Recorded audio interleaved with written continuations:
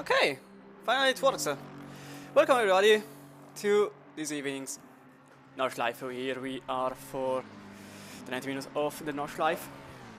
And I think everything now works correctly.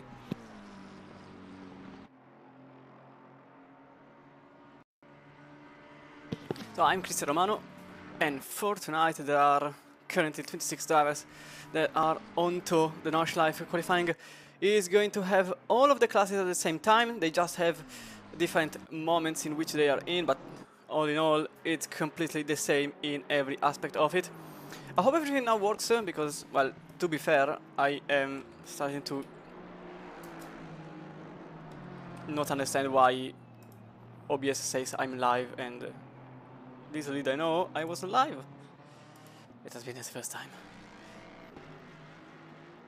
I suppose it has to do with OBS updating, because even the last time it was the same since the new update came out. So I just think it's its fault, because when it happens twice in a row, I am a bit rid of it.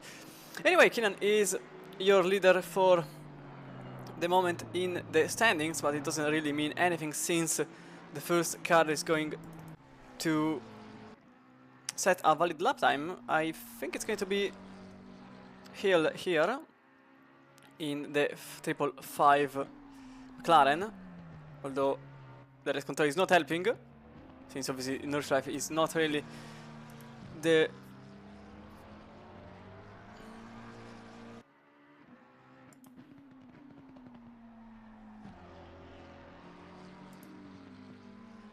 okay, no, it's live. This thing here.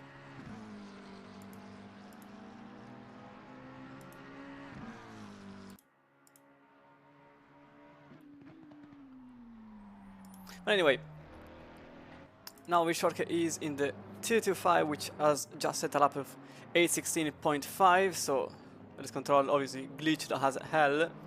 Everyone is showing the same exact time, 4 minutes, so I'm not really sure who is going to cross the line first. But anyway, rFactor is for now your leader in the qualifying session, 8:16.5. We have a fast track, 23 degrees, so it's actually in pretty good condition temperature-wise. It's just not the same to be said about the conditions since they are on fast. Whitburn is now in second place, 4 times away from rFactor, and rFactor is just following closely behind. Now, important to note that it's the Nordschleife. This track is practically the most famous in the world in terms of endurance and commitment. Being fast here doesn't mean that you are fast everywhere, but for tonight it's going to be important to be fast as much time as possible, since there is a 90-minute session for us all here in the German racetrack. Qualifying is going to go very long, since even if in 70 minutes the timer ticks the 0, it really means nothing, since if somebody is on the lap at the very beginning of the racetrack when the clock ticks 0, well, we are going to wait for them anyway. Let me move here for RTO Racing Team. I think we can go with the Norwegian for a little rendezvous around the Nordschleife. This section is important to make it flat. It does so in the qualifying session. It's highly possible in race also, but you just have to be committed into it. Then you brake while turning into the right-hander. You really don't aim for the curb, since it can unsettle your car. A little S. A change of gear which wasn't really required. Oh, that's on the curb. That's not going to help him. In fact, he goes wide and loses the rear a tiny bit. You can go on the curb here on the right-hander.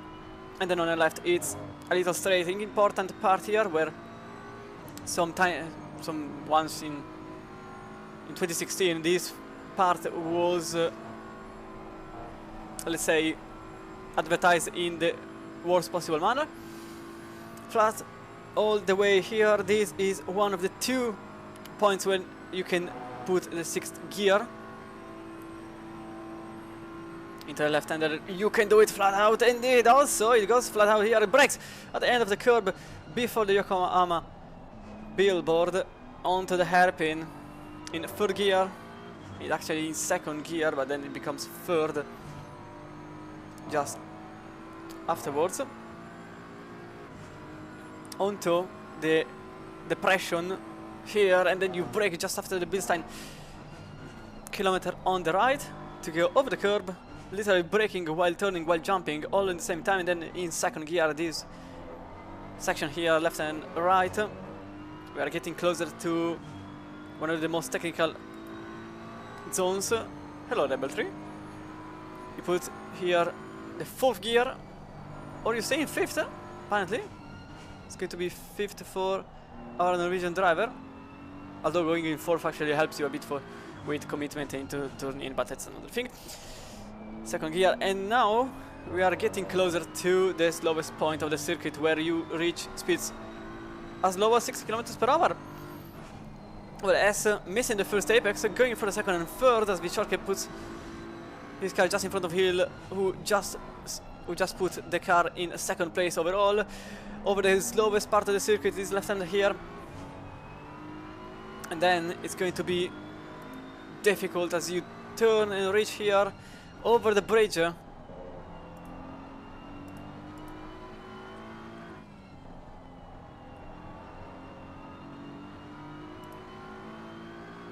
And then here we go for one of the two zones, extremely important in terms of speed, because if you put the car in 6th, that's going to be a tremendous mistake.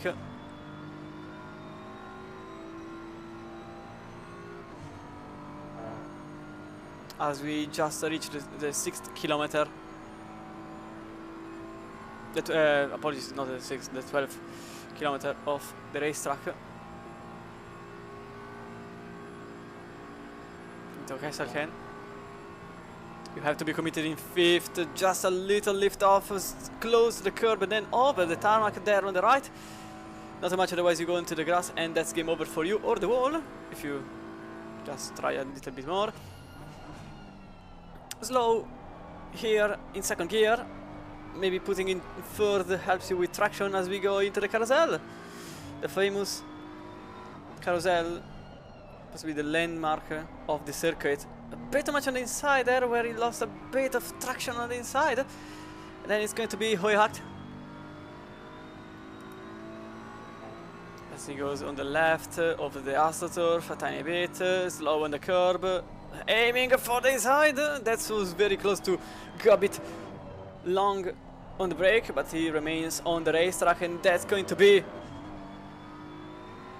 very fast, since this is the most technical part of the circuit.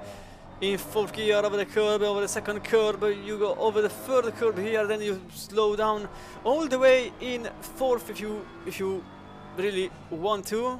Our Norwegian driver went in 3rd for that section, although I highly recommend to stay in 4th.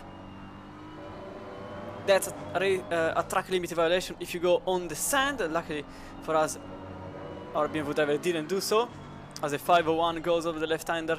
This part is very difficult, because if you go wide here on the right, it's completely over on your race lap. And then over the jump, the most characteristic place to make photos for your photographer portfolio. And then here it's going to be flat out all the way to the end. Right, then left, then right, and then left again, and then it's going to be a braking zone into, well, not into, but going for, as far as the Bavans, no, Svalben Svans.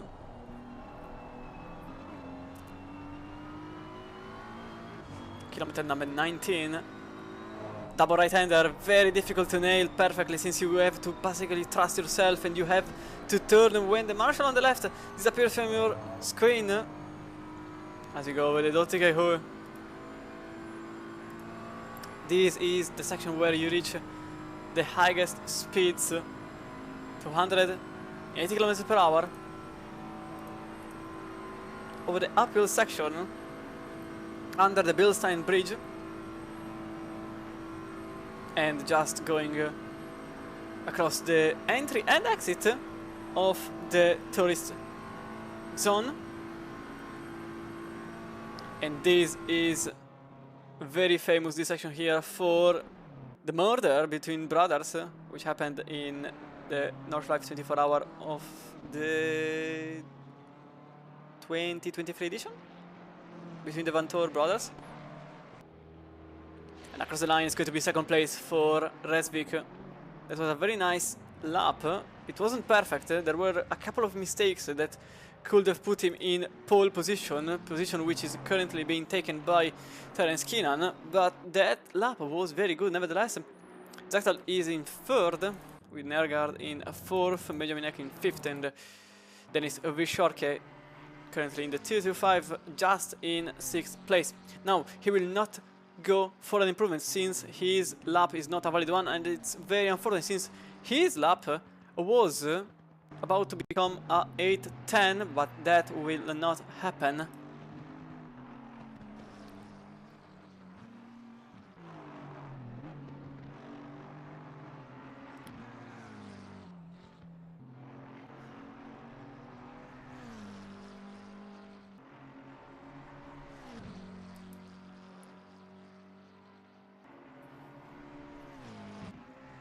It's going to be also David Hill that is aiming for an improvement on his lap time.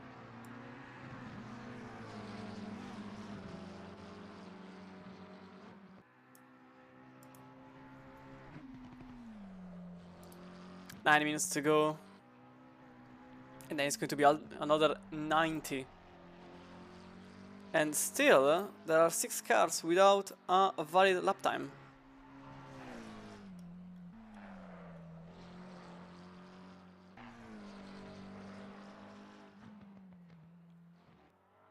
But Hill is going to likely be in a better position at the end of the race lap, since he is currently going 3 seconds below his own personal best.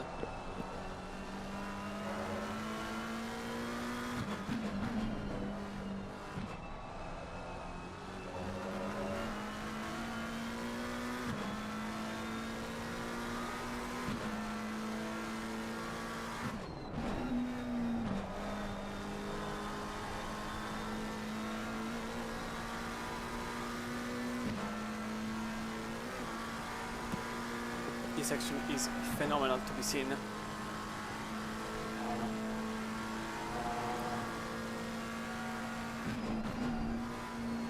A bit cautious, I would say, into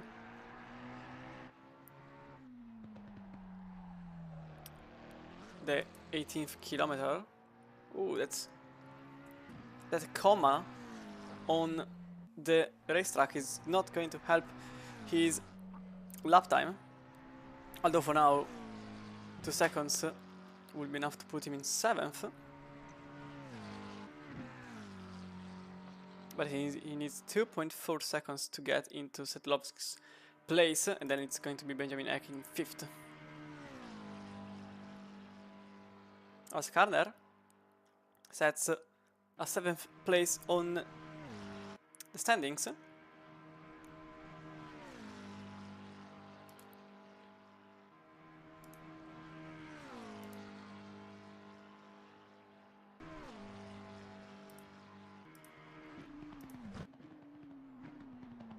Just after the dotting echo, this is going to be the final part where you have to really put together everything, and it's going to be 3 seconds below himself, and that's going to be an improvement from 9th to 5th for David Hill for Amigos Racing Team in the 555.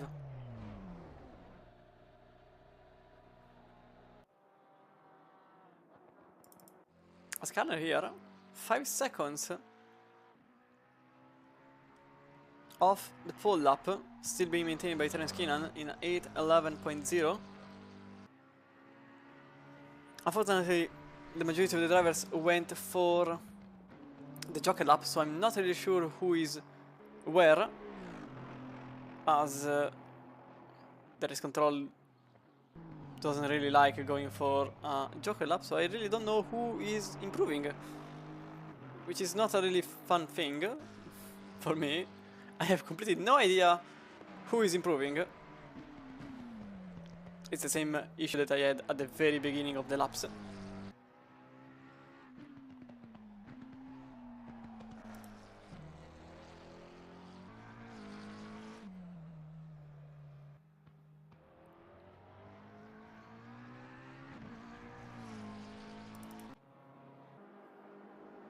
I got here for the RTO racing team in the other BMW. As the 501 is the first of the Beamers for RTO, and Nergard is in 5th place. And then it's just going to be the two of them, apparently.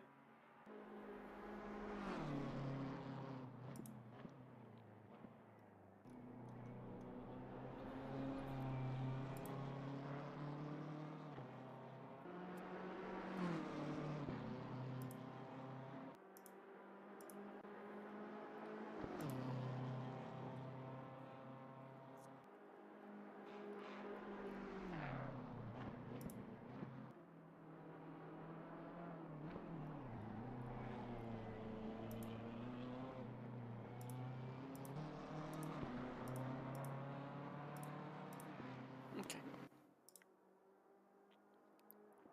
Tokarner here is in the 207, still so down away from the very top, as Sims is now in 13th place. The Ferrari 42, and Chris Schneider is going to go across the line in 15th, number 14, just behind Veldman.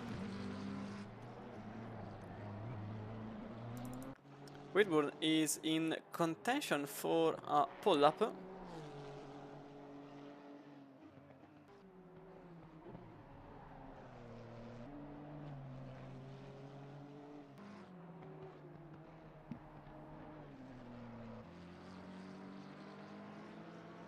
Whitburn, which was definitely the highlight of the race on Watkins Glen. The battle for first place. Honestly, one of the most action-packed races I had in a while.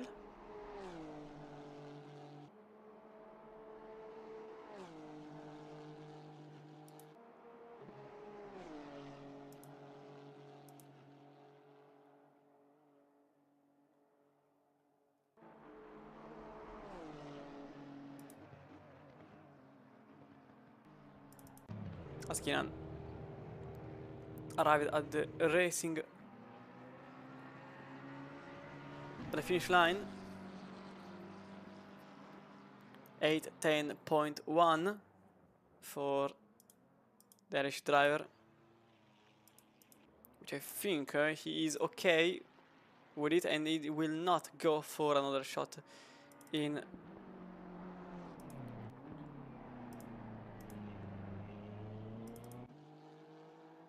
the German racetrack. So Whitburn is 6-0, still at the very early phases of the race lap.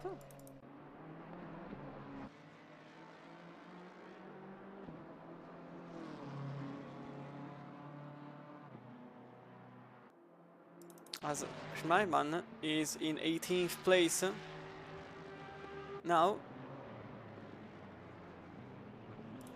and the colleague just behind put the car in 14th. This Ford Mustang livery.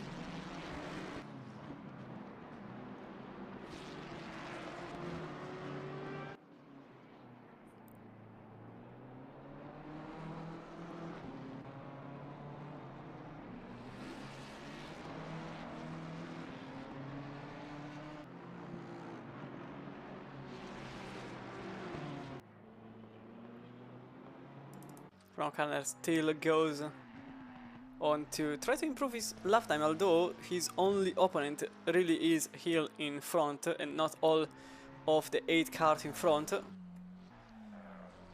Also important to say that since it's the Nordschleife, it's not really important where you start, but whether if you survive the first couple of laps. 90 minutes should be enough for 10 laps, likely. So it's not going to be a huge amount of time to go through. As the 105 Still has to complete a single lap in 26th place, but I think he's going to make it now. Because I'm trying to think such thing, since you can see from the minimap on the right. It's not really easy to understand who is on a valid lap. On a valid lap time, especially since everybody is not recognized on a valid one. But Jordan, the 105 is going to be in 16th at the end of this lap. With Nergard, who Senatore in 9th place, the number 112. With this very nice livery, OQ by Oman Racing is here in 9th. As the track is now optimum, so it's going to be very easy to make an improvement for everybody that crosses the line now. As a matter of fact, Nergard is going to go across the line in 4th place, just gains the position on Zakdal. As the Swedish driver is still at the very beginning of it. As Sedlowski is now in 2nd place in the Ford Mustang, 8:11.7, still 1.5 seconds behind Keenan. He is on a very nice position there. As here he's the probably most promising driver to try to attack the lead. Stennis Keenan is now at the very beginning of his race lap.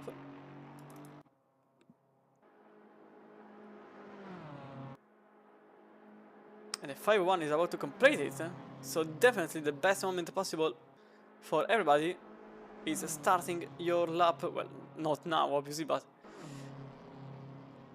for both Keenan and Zakdal is going to be a piece of cake to make an improvement. As the RTO Racing team, currently 3rd, goes across the line and is going to be 2nd place for Evzik. 2-3 for the RTO cars. And then a 5th place with Justin Whitburn being the one separating the RTO cars. But this is just provisional. If anything, the RTO drivers had the worst possible surface to play with.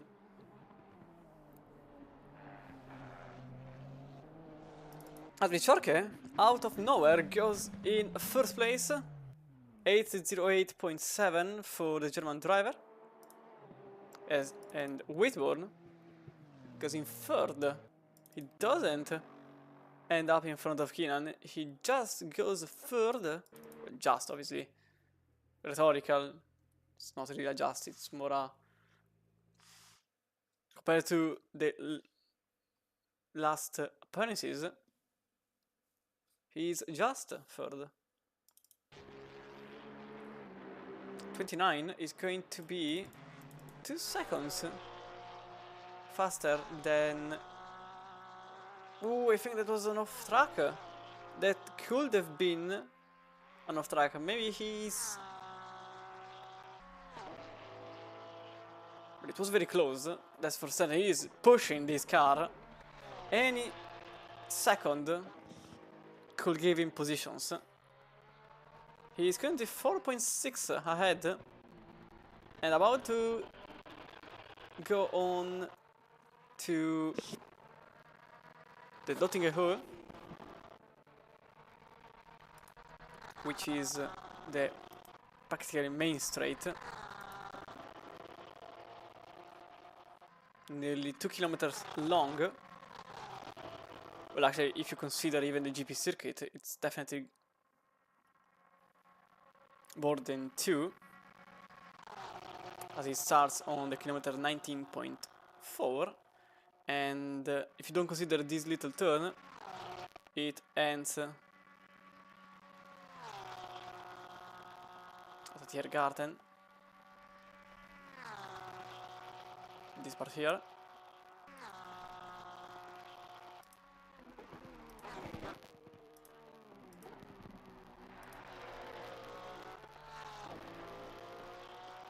It's going to be across the line.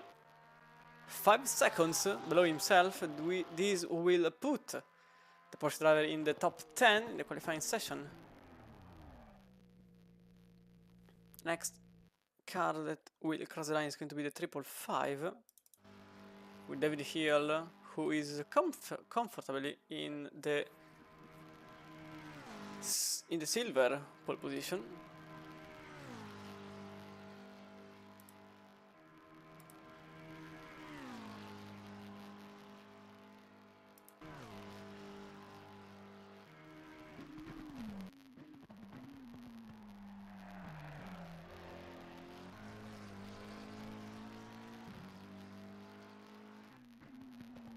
As a matter of fact, the 555 goes into the pits, knowing that he didn't have anything more to attack the pro drivers, and he had the upper hand on the silver drivers.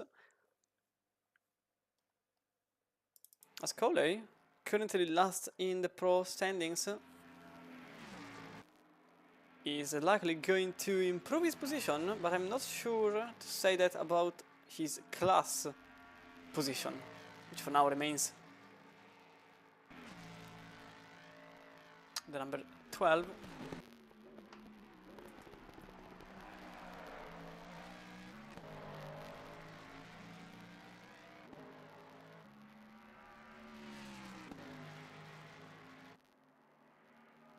Colin, in fact, goes in 11th, overtaking both Senatore and the Campos. So Senatore's lap time was quite below the expectation, as the Italian is just in 12th. Corbin here, for now in 22nd for Optimum Motorsport.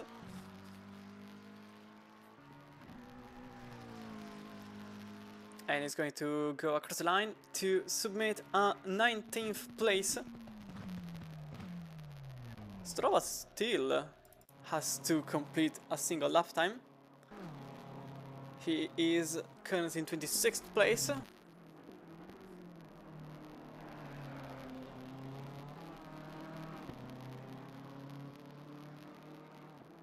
As the 331 didn't complete the lap time, he went into the pits, so clearly something went wrong. And all of a sudden, in a twist, shock, surprise, David Hill is now P2 in class, since Drobat is now leading his own class with a single lap time which counted. And that was the lap which put him in pole position in class. It is then going to be Campos in 12th place. So Senatore is now the last car in class in P12, and then it's going to be Kian, who will try to achieve P1. He had the best track surface, but for now he either jumps, literally jumps these corners, or he is not going to improve his position. He will start from 2nd place, and I think it's going to be like that. He goes on to put an 809.4. This is not going to be enough to put it in the pole, since the pole up was an 808.7. This was the qualifying session for our race tonight. By time I want to know. Okay, I can't. Funny. Okay, thanks a lot. Okay, I can do this while I wait. Pa pa pa. Peter said so every single time. Voila. Wait, this is an issue. Well, not for me. I'm going to enjoy this. But you're seeing what I'm seeing. This is rain. It's raining in the German racetrack. And where are the cars? Oh no, it's obviously it's a short formation lap, luckily, since a normal formation lap would last approximately 3 to 5 business days. And let's face it, we don't really have those 1,000 hours of time. I should have done it later. I'll be honest, I should have done it after the cars were on the grid. So this will be quite quick. Wait, I can do this. Yeah, it's way faster.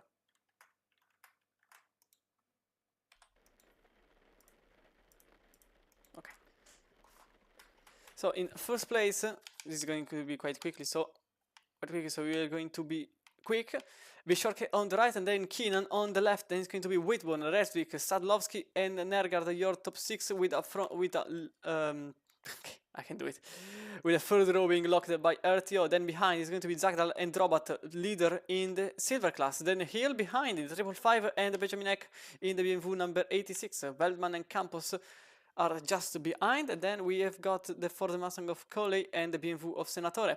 Then we start with silver class, Karner and Curtin, then Keys, Sims, Jordan and Corving being on the McLaren in 20th place. Chris Schneider is in 21st, with Schneidman and Firth following. Nedorizov, then Forbes and Whitburn are in the last places.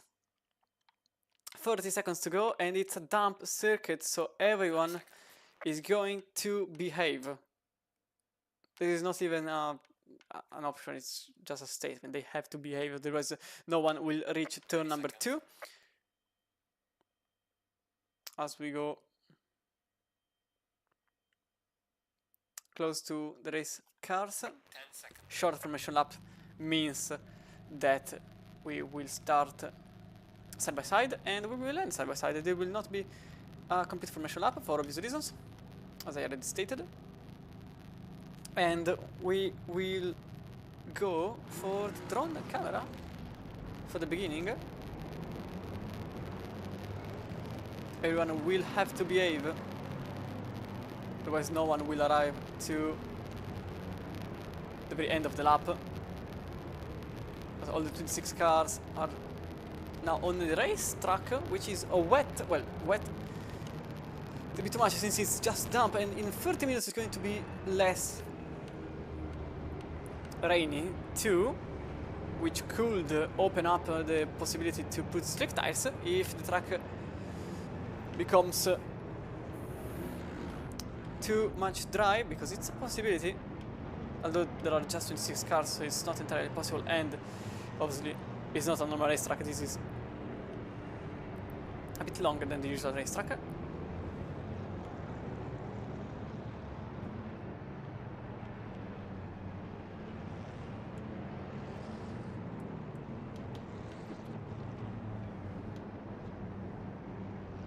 So we go from the drone cam, which it was a lot of time I wasn't doing,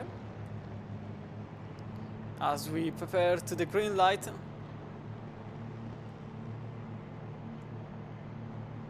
With a very big advantage for Vishorke and Keenan just behind, who already loses the position on Whitburn. This is a drive-through for Zaktal 2 for improper starting position, and that's going to be Whitburn in the 620, who goes on the left side, probably trying to close the Aston Martin on the inside, which nearly gets touched by Resvik behind, but it remains like this, and then it's the left, and instantly going for Whitburn,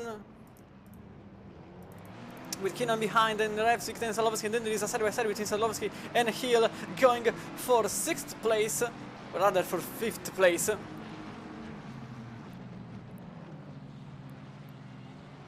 And that's going to be the Ford Mustang ahead of the silver leader, as Drobat lost a lot of positions since the start of the race.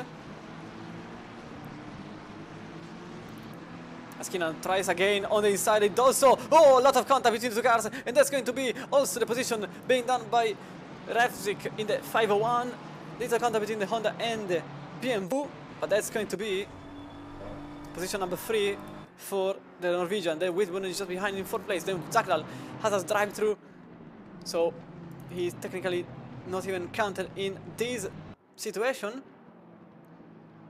as Drobat is battling with Campos to gain the position number 11, which goes to the former leader in class. It's going to be very close between these two, as we go back in front, because this could evolve very quickly and very badly into an incident of some sort. Everyone goes in single file behind the V-Shorke.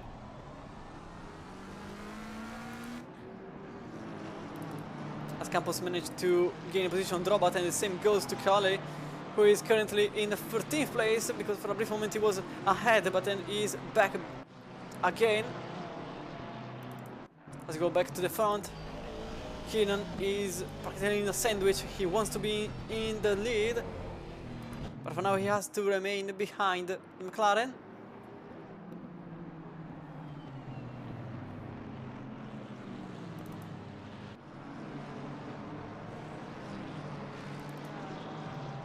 There is a possible chance for Keenan to overtake the McLaren driver. This will not happen now. The 225 remains in front. Keenan actually had to slow down, with Whitburn going on the grass, on the wet grass, nearly ending his race completely. As Drobat is now falling behind Karner too, and also behind Jordan. And Senatore is going to follow. As the BMW goes for the inside, it doesn't go for the move. The 220 is actually into the wall. We'll have a better look after if anything has happened. Oh, something has happened to the 331. He's into the wall. So clearly something happened to... Oh, it's already too late here. Oh, that's a lot of damage to the car. He also has a drive-through, so it is practically race over for the Suzuki driver. Into 6th place. As Karner is also going on the grass, losing every single position he had. He was in 2nd place. We're going to see it again, what really happened. Oh, he went on the grass and on the wall too. That's a lot of damage for the car which was in 2nd place. Back on the racetrack, he is just in front of Firth.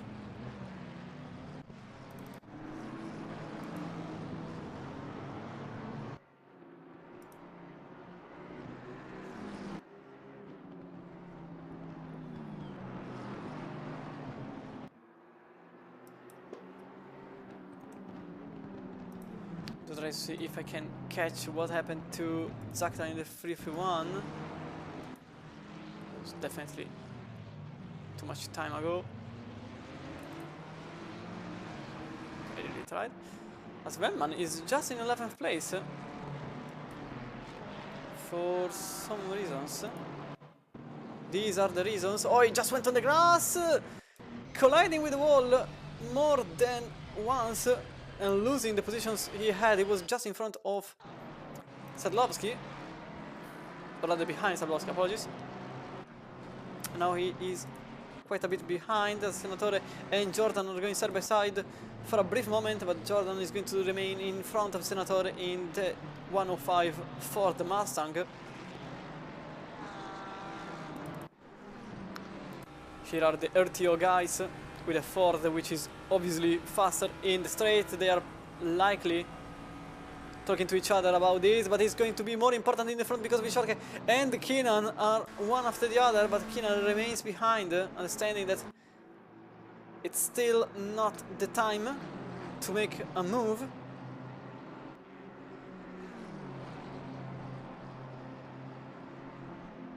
The wet surface is not really helping these drivers.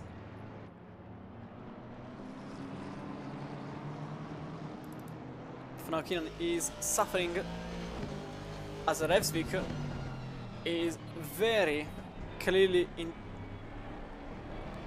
intended to... Oh, there is a jump! Oh, that's Keenan overtaking V-Shorke over a mistake by the German driver in the McLaren on the carousel. I think he lost the rear. Yeah, he lost the rear of the car just when he was coming out of it. And that's Keenan making the pass on the carousel after an important mistake, and this just leaves Revsvik with the battle for 2nd place.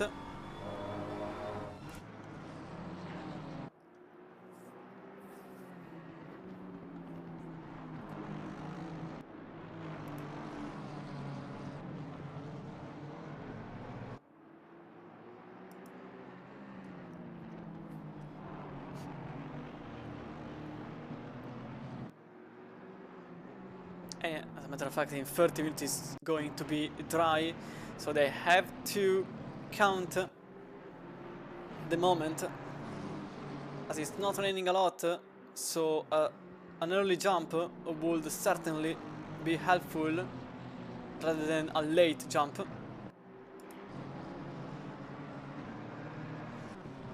In 30 minutes it's going to be 52 minutes to go.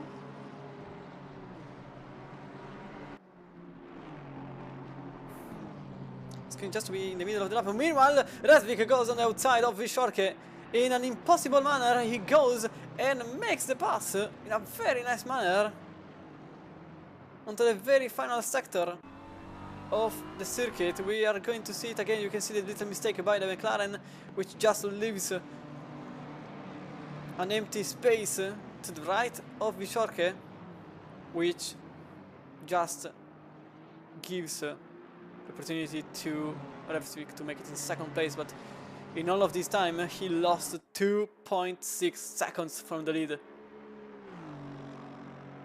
putting it clearly how competent Keenan is on this surface.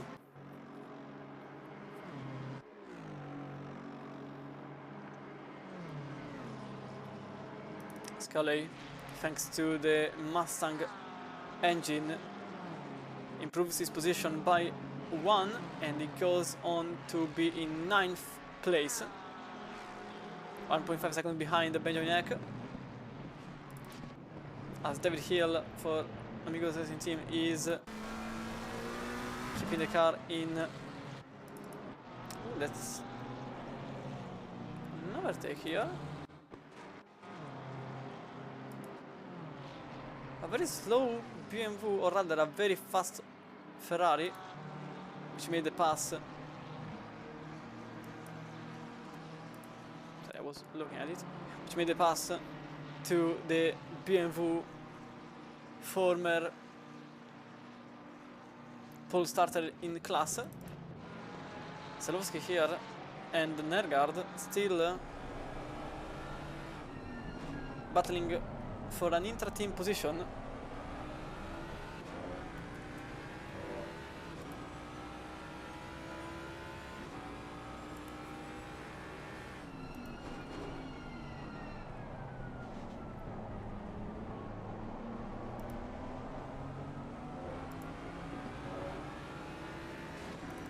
Senatore here is also battling with Curtin in number 81. Oh, he just goes on the gravel narrowly, but that's going to be the position for Senatore, which remains on the defensive side. Is going to be side by side into the Schumacher S. And the Italian, oh, gets tapped by the Ferrari driver, and that's going to be the loss of 1 position. It will remain 1 position.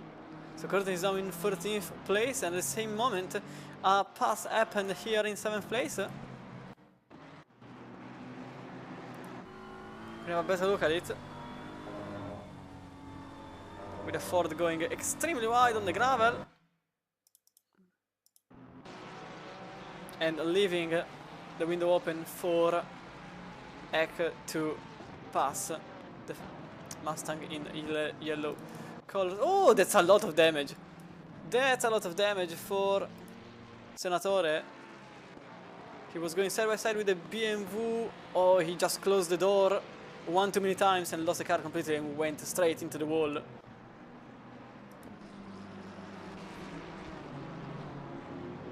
He tried to close the door, but the car was simply there. And this is the consequence of your own actions, in my mind. Keenan Fano remains in the lead of this race at 3 seconds ahead of rFactor behind in the 5-1 BMW, and then Vishorke is 6 tenths behind in Wisborne. After a strong start, he lost some touch, then Hill and glue to him. It's going to be Nergard who goes on the left side of the McLaren. For a little moment I thought there was a... Oh, there is a... There is Sadlowski going into the wall there. Into the wall for the Ford Mustang. Something clearly happened here. Oh, he tried to go straight. He tried to go full throttle over the left-hander, but that just destroyed this race. And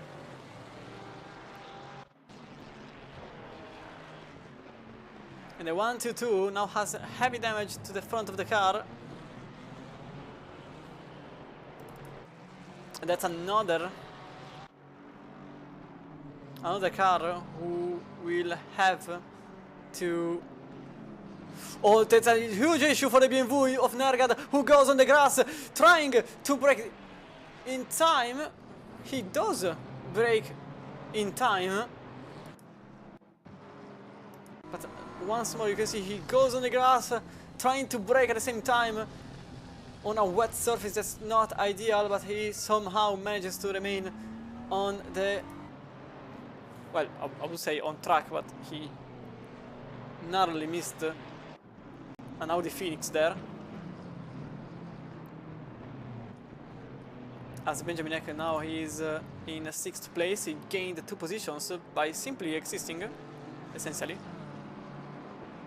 Next target is David Hill from Amigos team, and then Matt Whitburn, who for once is not leading by an astronomical margin.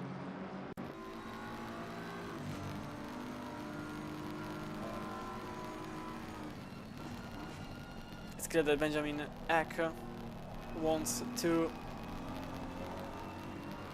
overtake David Hill, current leader in the silver class and in the championship. So it's quite... I don't think it's going to be very difficult to see Hill going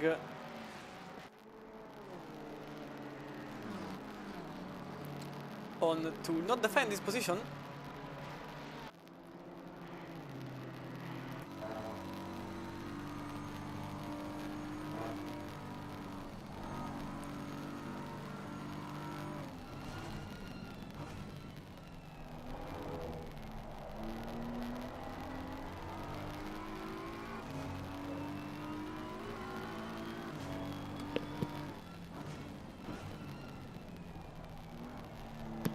Over the carousel where Wissorke lost the lead of the race. Wissorke who is now in 3rd, 6 times away from Vevzik, who is 4 seconds behind Keenan.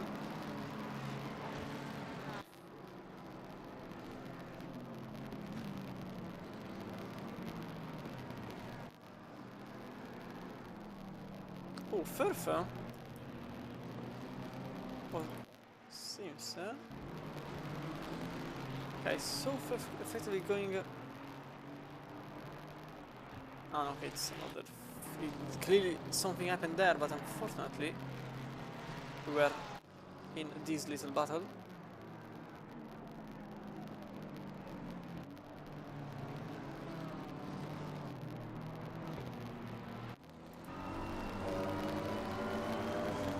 The track is saying wet is a bit of an exaggeration.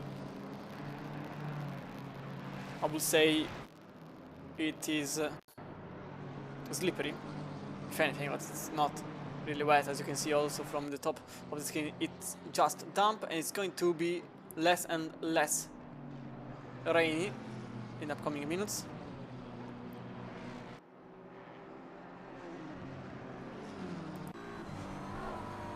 Oh, Hill going slightly on the right. It's probably a bit too much for them as we go for a replay. Here it is, Tom Curtin and Jordan going extremely wide after the jump, nearly losing the rear of the car, and as such he lost second place in class, but luckily not the entire race, because he's still in contention. As Melman tries the overtake and manages to secure the position. Oh, he goes on the grass again. That's completely false then. He remains behind Campos in 10th place, as the 186 is currently into the wall. Oh, there was a contact between the cars as the Aston Martin and the Ford Mustang collided.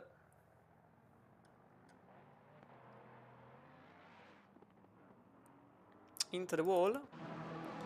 And this is the continuation of the battle between the Porsche and the Ferrari. The Ferrari, as always, has some difficulties in keeping the speed. The Porsche now being in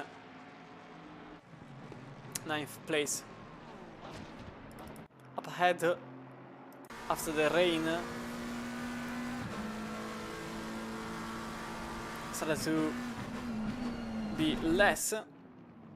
Instantly goes over to try and overtake over Revsvik, which does happen. Goes for the he goes for the cutback, which doesn't happen. But it's clear that as less rain falls down from the sky,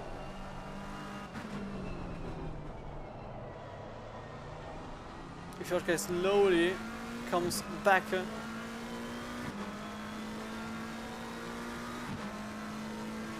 And I wouldn't rule out a chance for the former pole sitter to make it back, since there is just a 4 seconds gap to Keenan in front.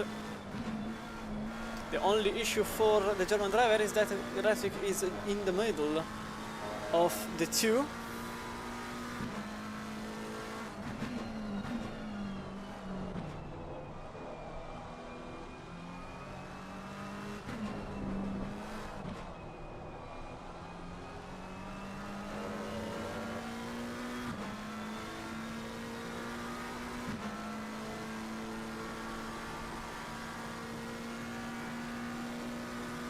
Goes on the left. A bit cautious to try a move, but obviously I wouldn't say.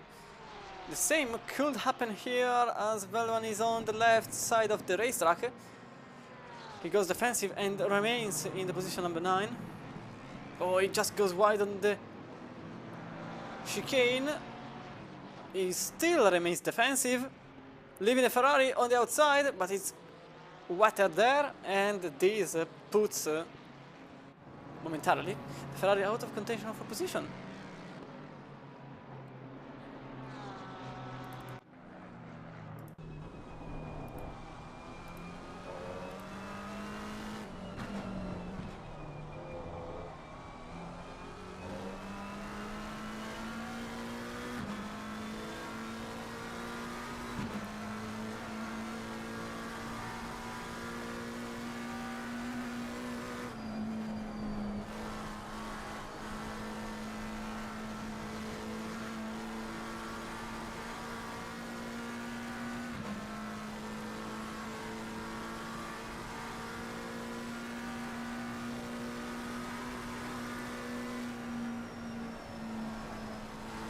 Fjorke going as quick as possible, but Revsvik going even quicker, but also even wider. You can see from here the replay, which shows his commitment, and also how close he was to the grass to the right.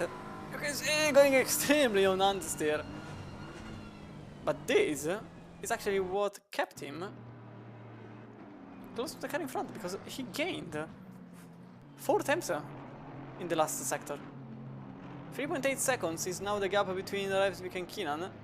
Now 3.6. And earlier it was even 4.2.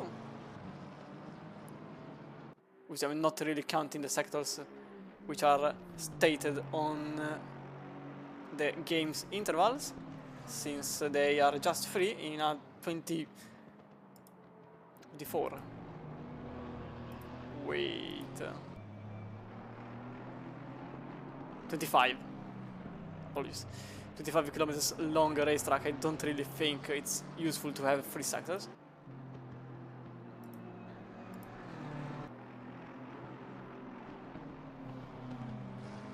Although this doesn't really make sense, since you can clearly see the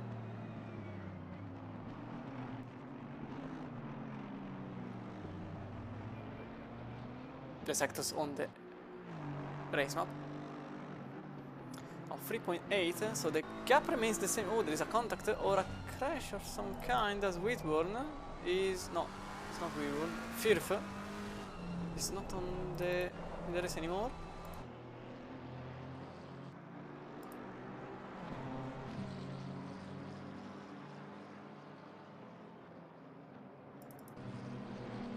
Eliminac here against David Hill. It is still the same battle between the two. McLaren is also getting closer to Whitburn. So for once, Whitburn is not as invincible as he usually seems.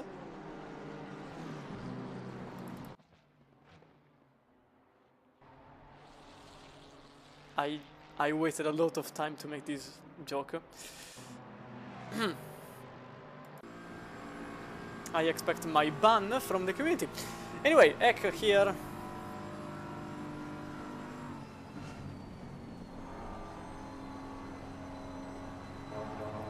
Always very close. Oh, I really think that at this moment Eck is not really happy with the fact that Hill exists. Not really for the fact that, well, he's his opponent, but rather because he is in a different class, as Campos overtook Velman, who I think went into the wall because he was clearly in front. Oh, he just went on the wall. Heavy hit into the wall. That's a lot of damage for the Porsche driver, who was in 9th place and now he's in 10th and likely going to lose the positions 11 and 12 too. So as I was saying, Hill is not racing with the pro. Oh, as Curtin is side by side with Jordan, that's for 2nd place in class. But the Irish driver remains just there. Maybe I will do it this time.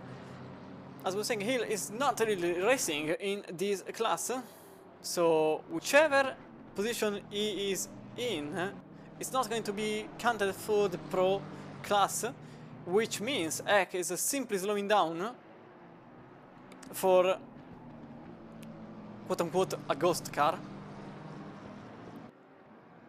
which puts the 86 driver in a nervous position. As you can see, as close as it gets over the jump, they have to brake, otherwise they find themselves in the wall.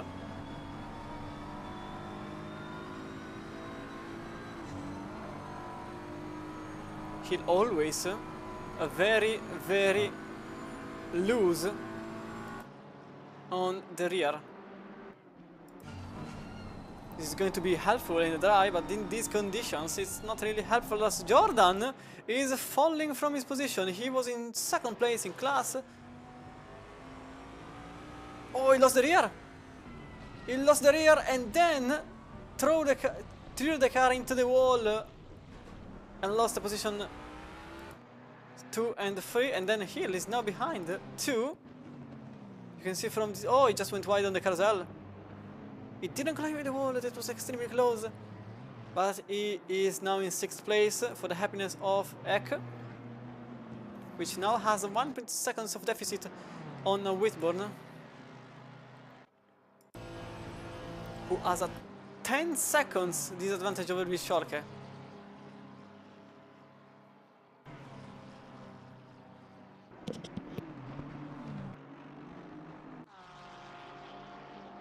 As Velman in 10th will now lose, as mentioned earlier, position number 10 to go into 11th after the car has been damaged from his incident early on.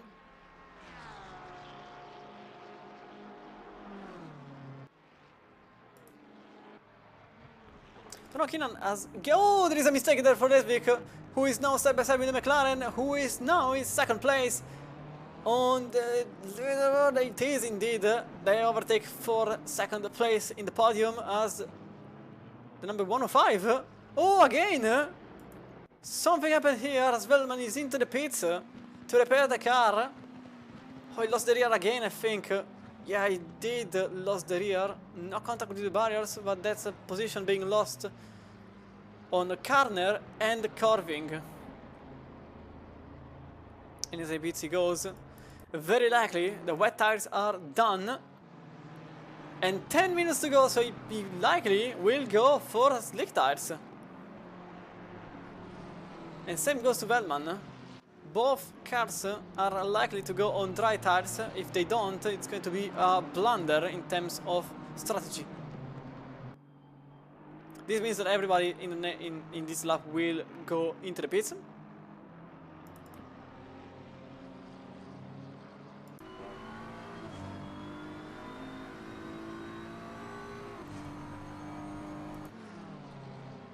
So the gap is 5 seconds, and a little reminder, it is 5 seconds counting the overtake, so it's clear that this shortcut now is on an uprising trend. He gained 3 attempts in the amount of time there was from the chicane to turn 1 on the Nordschleife section.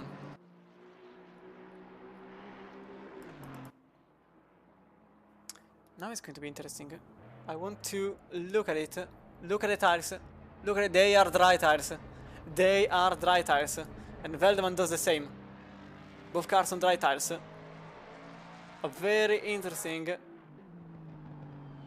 How can you tell? Well, it's easy. You just have to look on the shoulder of the cars on wet tires, which are all on. Wait, this is the wrong button.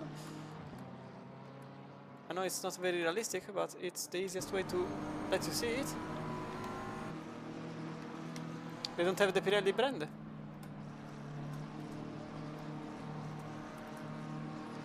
This is how you can recognize if someone is on dry or wet tires, and for now we have our first drivers on dry tires, which are Velman in 20th place and Jordan in 19th place. But if things go smoothly, they could have it jackpot. You just have to survive the run.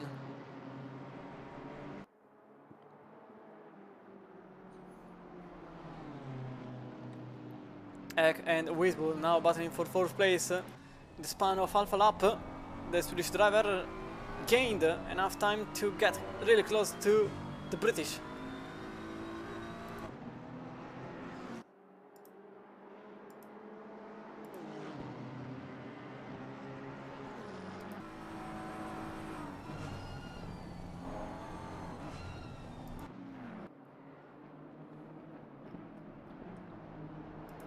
It's very, very close between the two.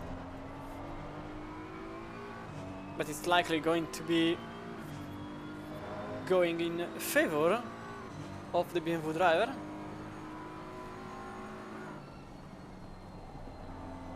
You can see very conservative lines for the Honda. But in front, this is not over.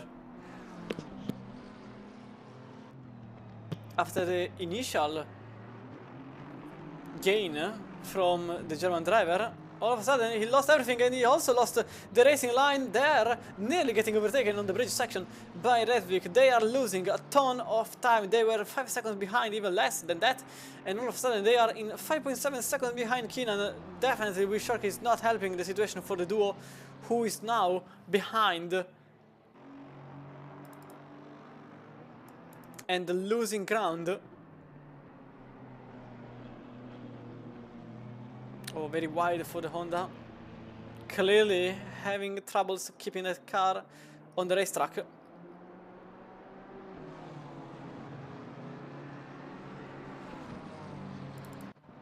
Ooh, Schneidmann losing position 14 and 15. What happened there over there? I think he went into the curve. Oh, into the curve. And over the curve and into the barrier. Losing Senatores and Schneider's position.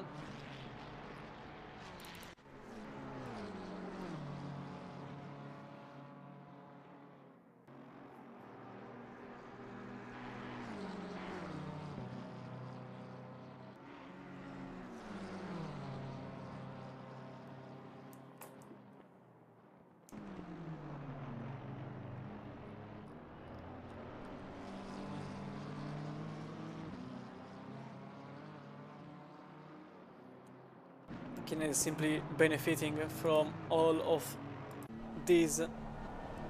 Although Vishoka seems to have... Okay, never mind. It's clear that rFactor was actually the one keeping the duo afloat. And after the overtake, seems like Vishoka lost confidence on his car. Clearly going slower than what I expected. It's going to change in the next pit stop phase.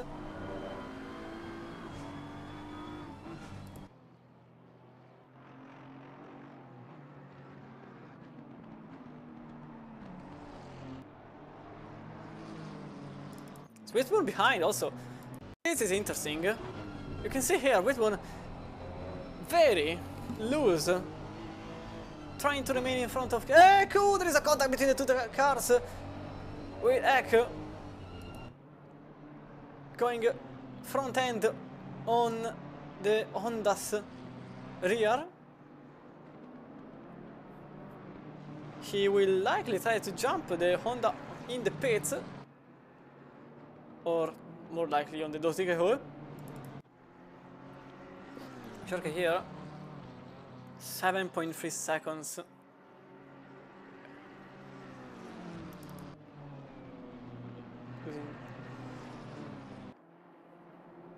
A lot of time since the beginning of the lap.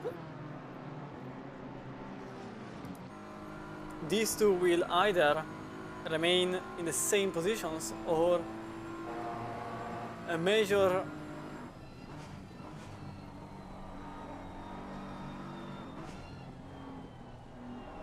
disagreements will happen. I was trying to search for a word which wasn't really terrible. Oh, this is a fight for position number 2 over the main straight, but it's likely Vishoka who will remain in second place thanks to the McLaren's advantage over the straight lines, as Eck managed to gain a position on the Honda driver. I think there was a missed carousel, and in fact it was a missed carousel and also some contact between the two, but Eck is now in front of the Honda as all the drivers are going into the pits. Keenan is into the pits. Vishoka is... Oh, this is a bit too much pretentious for Vishoka. This is not ideal. I really think that is not a good idea for Vishoka. Keenan is into the pits, rFactor is into the pits, Eck is into the pits, Whitburn goes into... Never mind what I said, because even Eck remains out. And the same goes to Hill. And Colley. I am quite surprised, because it's literally going to end in seconds. And the track is going to dry very quickly. They have 10 minutes to go. They can't pit on the next 2-3 minutes. It's going to be interesting. Let's say for saying it's going to be interesting. I don't understand Hill's position though. He was comfortably in the lead of his own class, but now Curtin, if things go wrong, could easily jump into the leader. Schneider also goes for the gamble. He remains out. And seems to. Only 6 cars remained out, as Keenan is the first to jump out of the pits, and the rFactor follows. 1 second being gained by rFactor into the pits. Although they remain 7. They were 7.8 earlier on. Nergard also out of the pit. Whitburn loses the position on... No one, apologies. Oh, wait. In fact, Nergard was behind. Yes, he lost the position on Nergard. 4 seconds longer into the pits. So clearly, he either missed his pit box or he had some damage to be repaired. As Keenan is getting closer to Sims and Schneider, with the two drivers battling for position. Oh, that's extremely wide for Schneider, as he loses the position on Sims, who will now have to... Well, no, actually, he doesn't, because there aren't blue flags around. He can battle with Keenan, which is literally what Wyshorke and Ek needed. Although I really think that not a lot of battle will go through here. As a matter of fact, Keenan takes the outside, little contact between the two cars, but nothing to worry too much about. It's quite clear that the dry tires are already better. This was not a good idea for the 6 cars which remained out.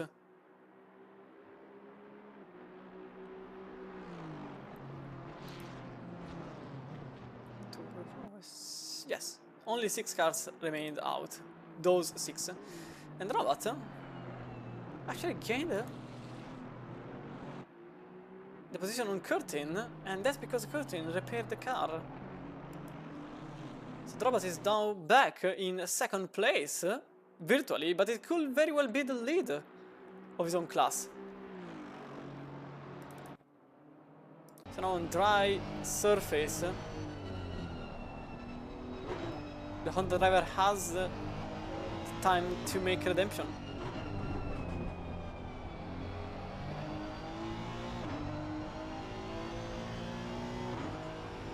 I will be honest, I'm not really sure why those 6 didn't pit.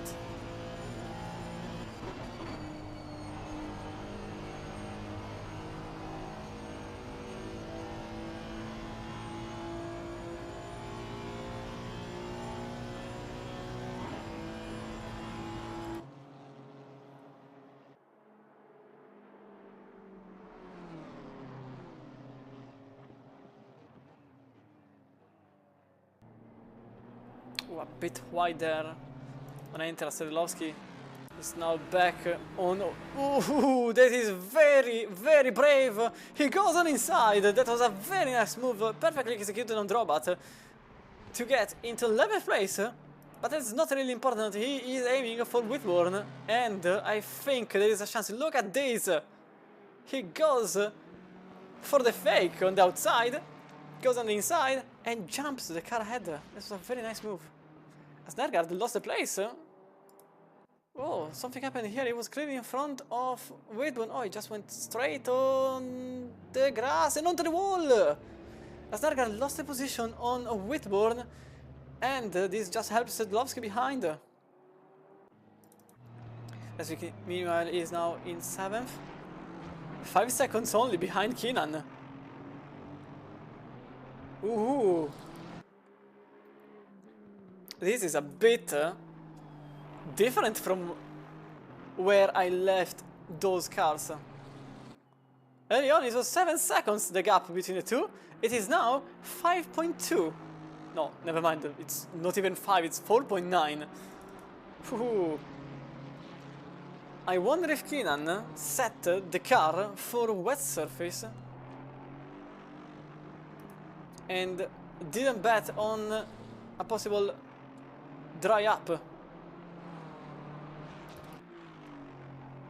4.8 seconds, they were 7 and not even half a lap has passed. No, actually half a lap has passed, but anyway, take my point. Meanwhile, on a wet tires, this pack is suffering. There aren't other ways to say it, they are suffering. As it stands, it takes 1 minute and 5 seconds to complete your pit stop phase. Wyshorke just has a 46 seconds advantage. He is already 14 seconds behind the lead.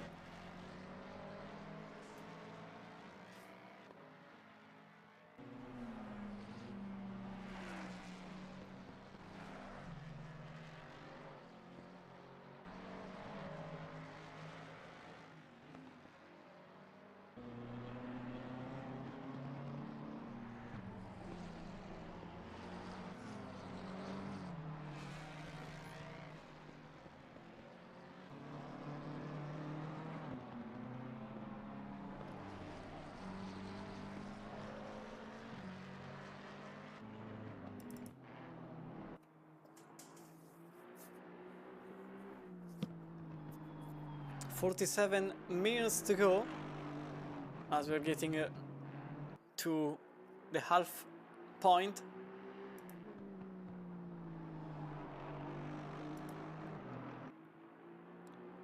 We are halfway there.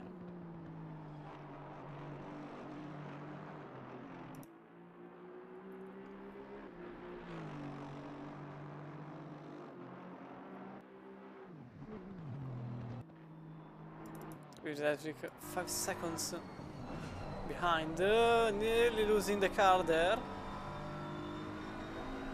I think it's on. I think this could be on for the leader.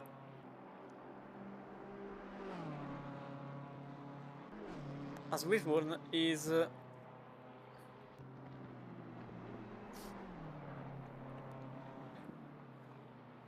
practically 20 seconds behind the 501.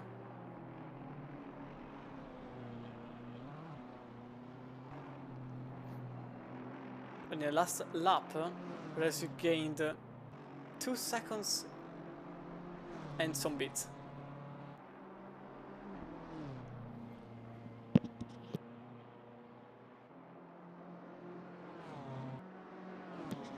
Going over the grass, that let him lose some time, as Vishorka is now into the pits. It's going to be the same for everybody else, because at this point it's completely a no-brainer to go. That's going to be a drive-through. No, that's going to be a drive-through for Echo. He tried to slow down at the best of his capabilities, but it was very, very late. You can see trying to slow down as much as possible. Maybe he didn't get it. He certainly had some damage in doing so. We are going to see it later on. Meanwhile, Keenan is in front, rFactor follows, and Vishorka is still standing. Still, as he goes now into the dry tires. Sims remained out. Don't understand. Oh wait, he's on dry tires. That's why. He was on dry tires since the beginning, apparently. Okay. So very interesting. This could change things, I'll be honest, this could change things, because I didn't see it at the beginning. As Vishorka goes back, oh, that's a stopping of 30, it's even worse than a drive-through. And the same goes to Hill and Cully! All of them have a stopping of 30 seconds for exceeding speed limit in the pit lane. So that's also... well, it already was gone, but it's just to underlining it. Drobat is back into the lead of his own class, as a Sims pitting would automatically put him a minute behind. So Eck now has a stopping of 30 seconds penalty, just in front of Curtin in second place in class, since Drobat gained back the lead of his own class.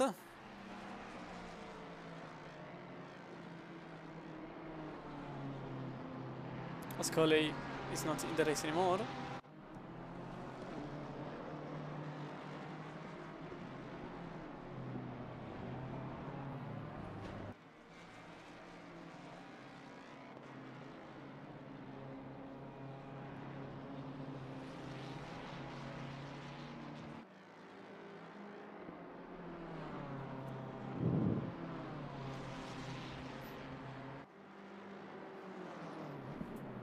So the situation on dry surface is that Keenan is in front, rFactor follows just behind, and Sims is momentarily in third, but he still has to pit. Although, I wonder if it would be a good idea to just pit for fuel. Whitburn is in fourth, with Vishorka in fifth only. Nergard is in sixth, Sadlovsky is in seventh place, and gaining from the car in front. Drobat is leading the silver class, and Eck has a stopping of 30 seconds penalty to go through. Curtin and the Campos follow behind. Hill, with a stopping of 40 seconds penalty, is 4th in class and 12th overall. Then Schneidman, then Karner behind, with Veldman, then Corvin, Schneider, Senatore, Whitburn and Nedoresov in 22nd place.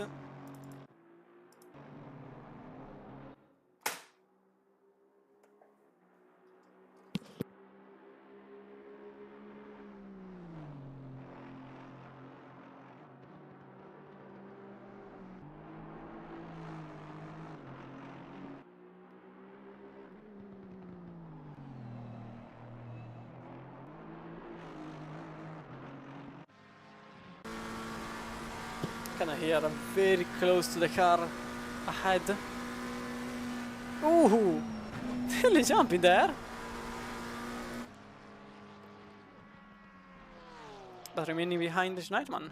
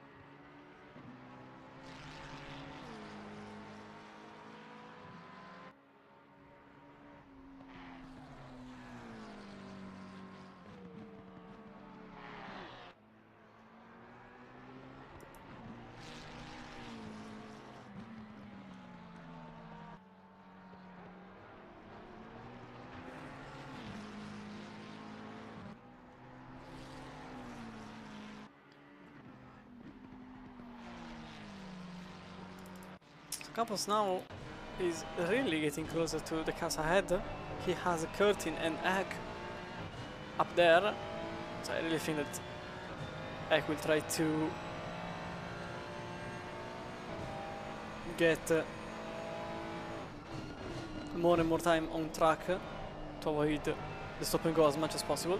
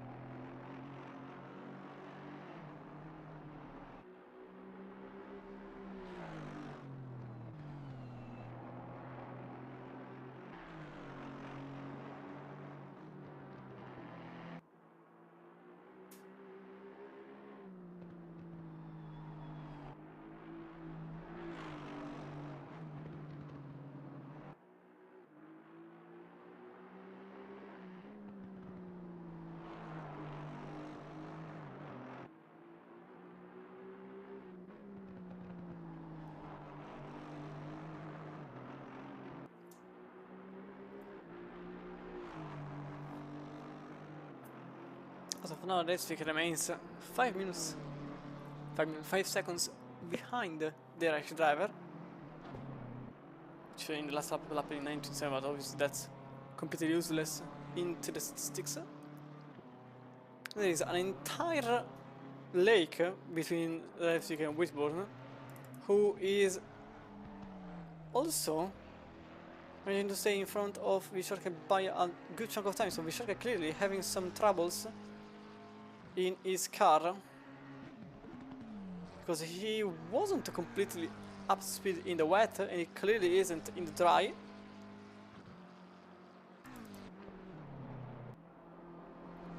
Nergard has some front end damage, so that's going to be a faulty statistic, but Sevlovsky is definitely pushing the car.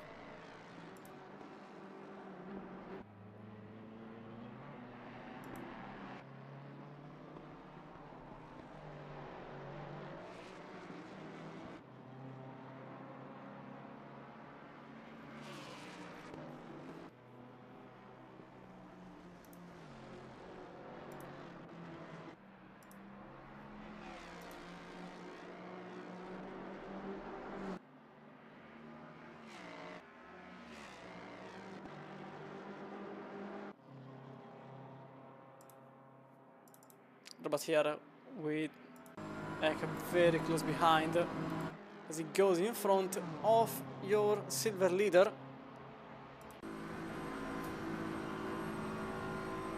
In number 86. As Sims is going into the pits now to change the tires,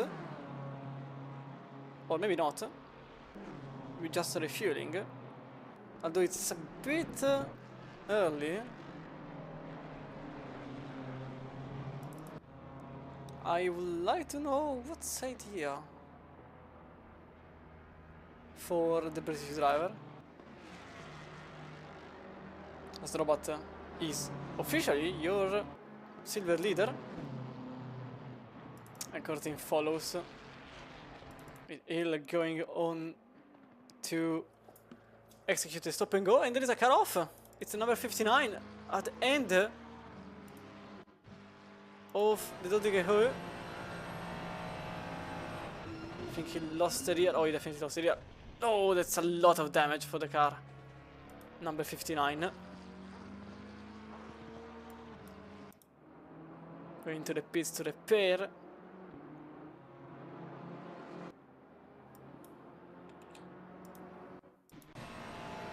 can see it back from. You can see it back from the rear.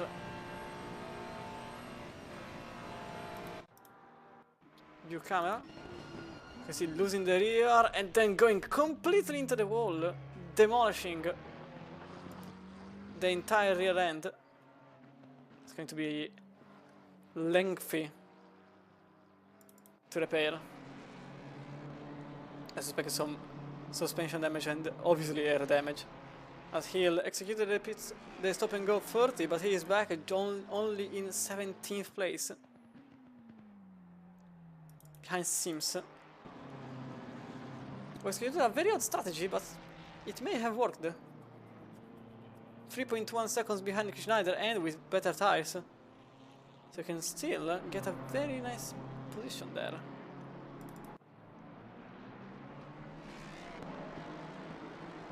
Last lap, officially, we have some laps. 8:15.8 for Keenan, 8:15.9 for Leipzig, 8:18.7 for Whitburn, 8:24 only for Nergard, and 8:22 for Sedlowski.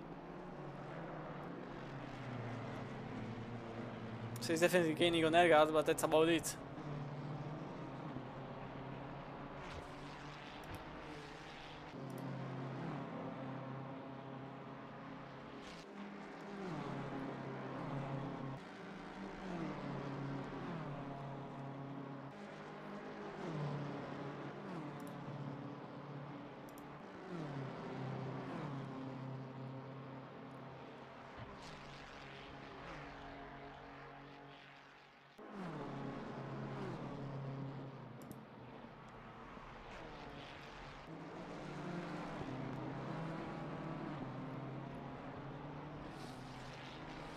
Campos here is trying to gain over Curtin and Robot, although those will not count for class positions, but they are overall positions nevertheless.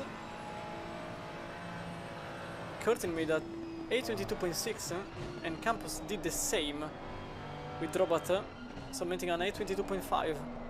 So very, very close among these three.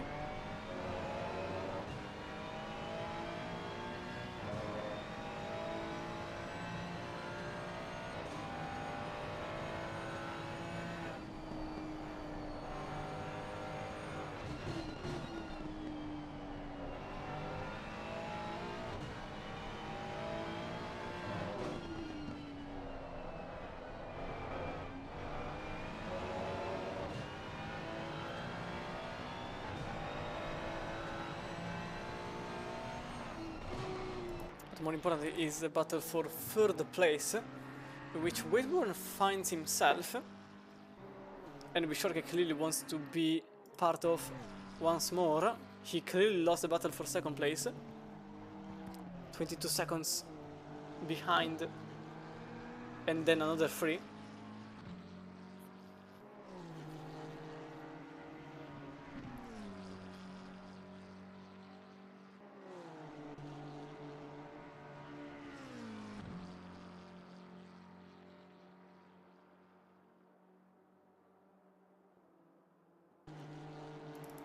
as Ek is also very close to Sadlovsky ahead, but I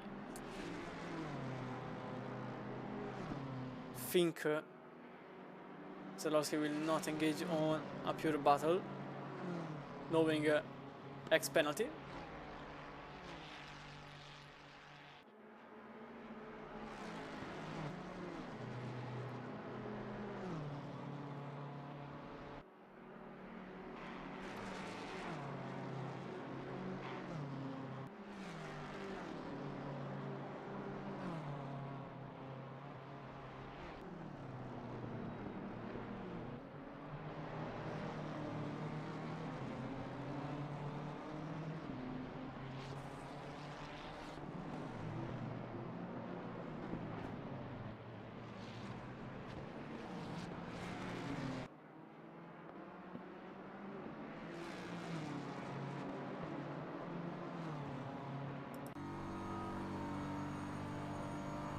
As Vishoke also has been gaining a lot of time in the last minutes.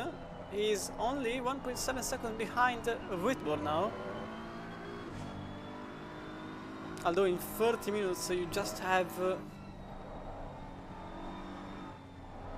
4 laps to go.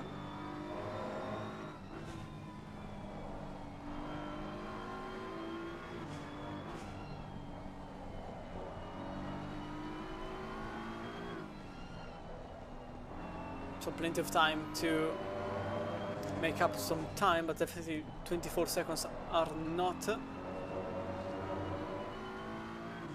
possible to make in so little time. Ooh, that's like losing the car and going into the wall. Losing the rear of the curb. We can have a better look at it from here. You can see going over the sand with the rear bouncing, then hitting the barrier. So this is just not helping the Swedish driver, who also has a stop and go penalty. As Sims, well, that's because he crashed into the wall. Sims was already in front of Schneider. And he stopped the car. I don't understand. I'll be honest. Whitman also into the pits, leaving Nedoresov mere seconds ahead of the lead.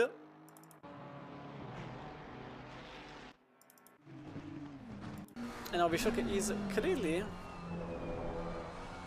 in a very nice situation there.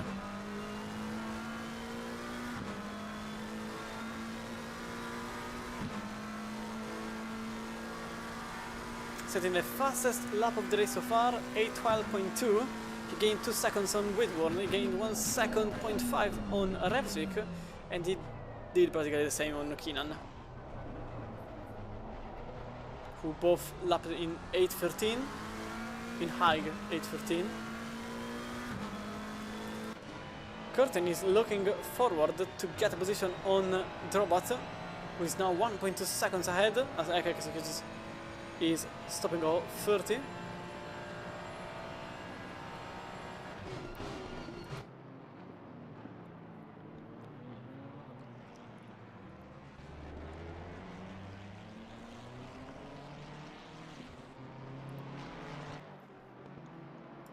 Scared that Vishoke will be in position contention in the upcoming minutes.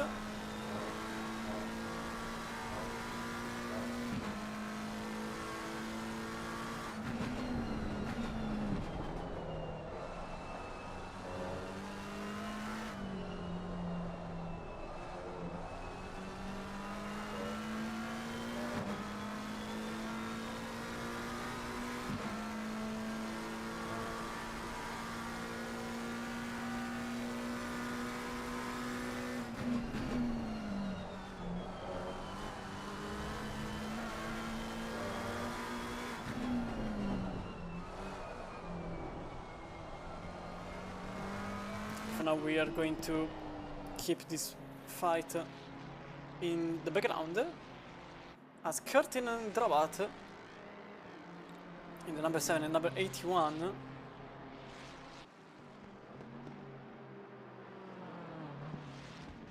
Curtin gapped, or rather ate the gap from Drobat by 1.4 seconds in the last lap, and now the gap is 7 tenths only, so you don't really need a lot of math to understand what's the situation here.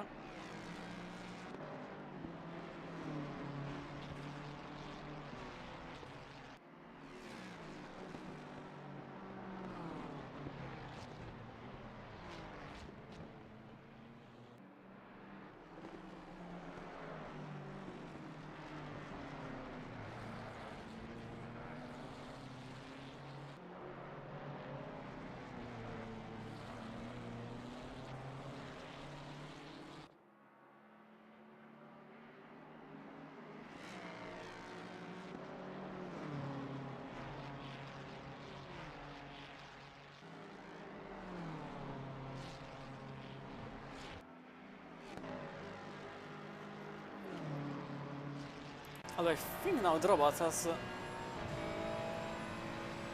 put some gap back between himself and Curtin, as Whitburn made a mistake and lost position number 3. There was a second between the two.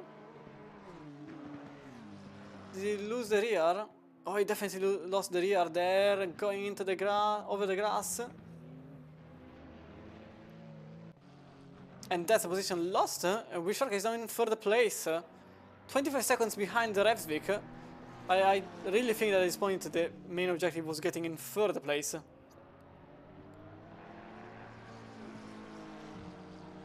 As Drobat is casually getting closer to Sedlovsky too. That will be for 6th place.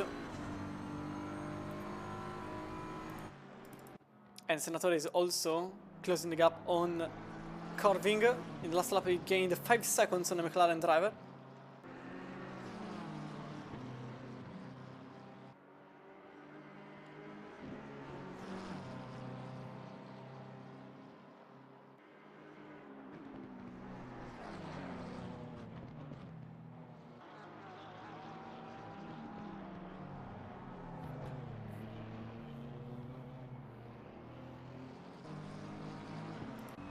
As I think the Italian wants back the position on Corving. That will be the number 12 in the standings.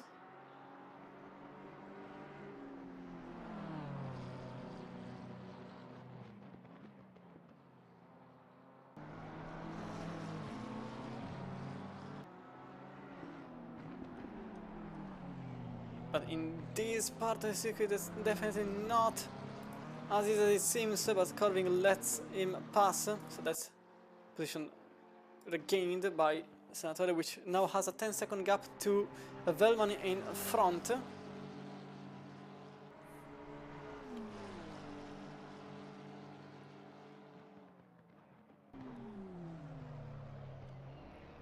I really think that between these two, it's still not over.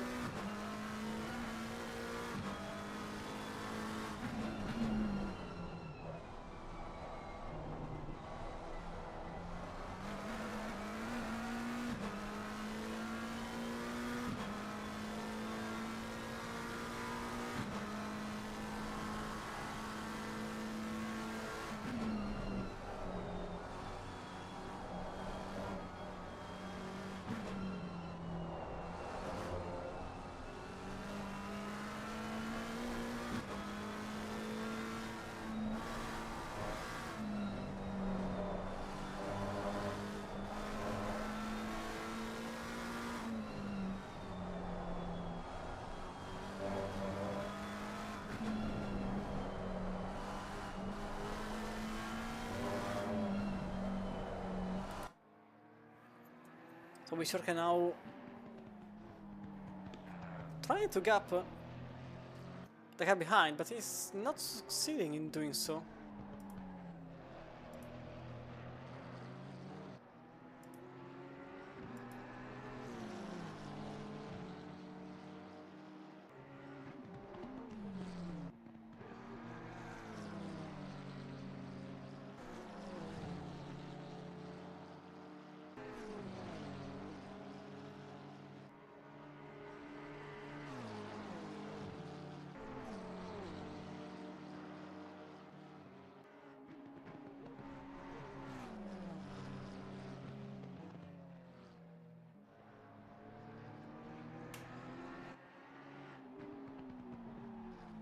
So now Whitburn remains in close proximity to Vishoka ahead. Vishoka also has the fastest lap of the race so far, which I doubt it will be beaten. So it's important to notice how Keenan and rFactor are practically on the same gap since the pit stop happened.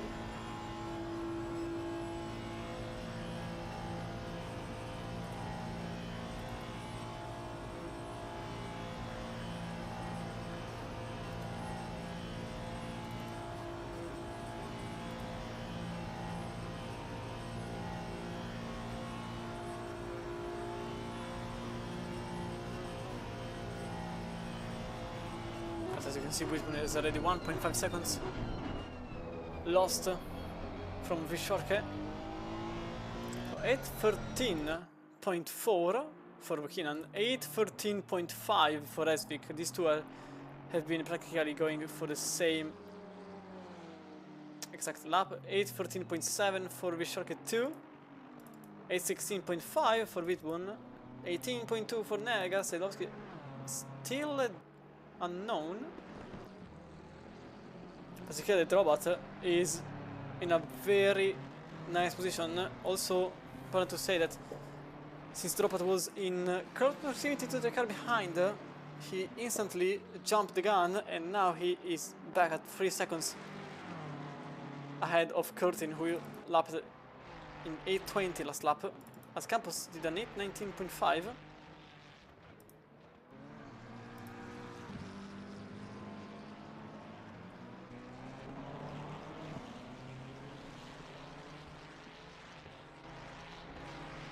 It's a 555. Ooh, something clearly happened here for Hill. He went on the grass, tried to recover the car.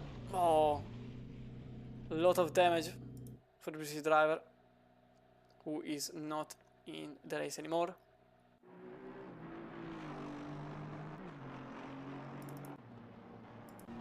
With Robot, who also overtakes Sadlovsky for position, as he goes in 6th place and creating a buffer zone between himself and Curtin behind.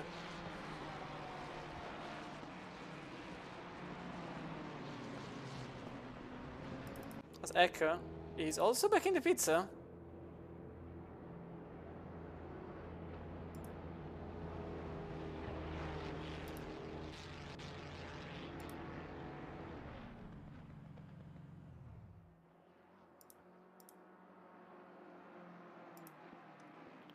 Not really sure why.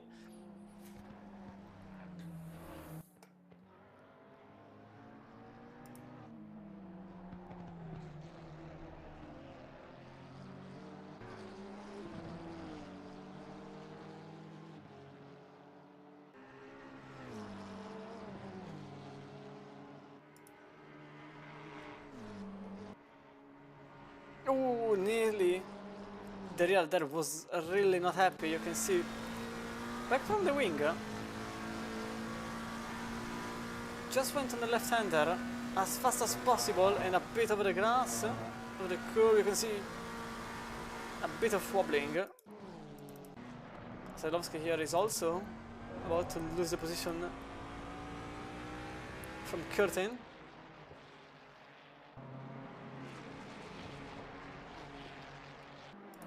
And Campos is also looking forward for it.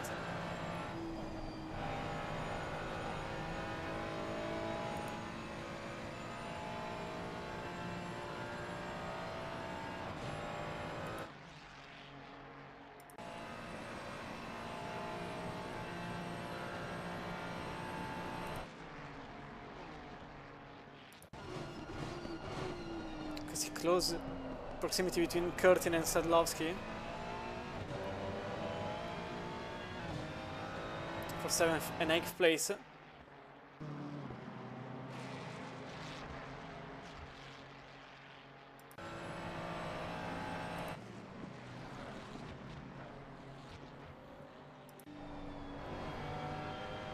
As this goes, oh, there's a cut off. That's the McLaren of Whitburn in 17th place.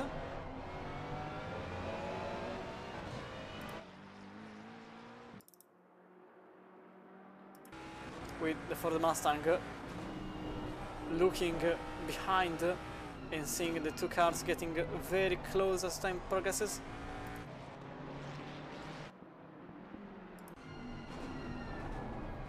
So this little pack from 6th to 9th place, with Curtin being the man in the middle.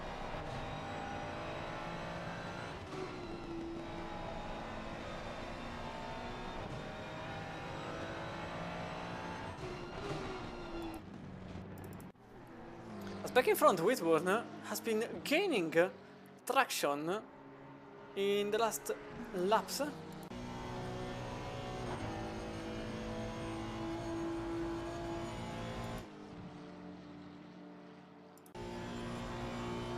And over this fast section, I don't think anything will happen. But this is just helping the Honda driver to get closer to the car in front.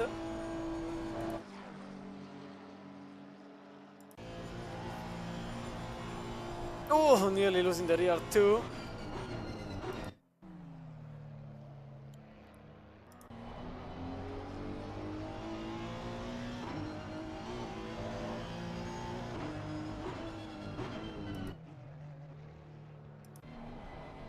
Over the Carzel. Oh, nearly again losing the rear there. The same has to be said about Curtin here. But against the Mustang, you can't really beat the car on speed alone. You have to do it in the technical zone.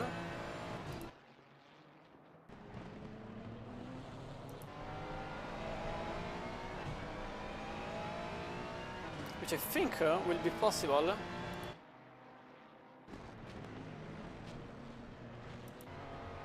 Oh, that was the Ferrari going extremely wide there. As a matter of fact, it was Campos missing the Carzel by some meters. So you go back in front.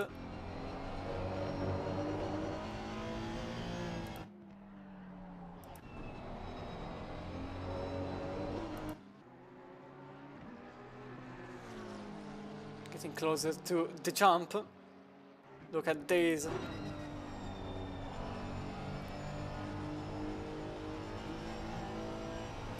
Possibly one of the most dangerous places of the whole racetrack, because if you mismanage the moment, could end up into the wall.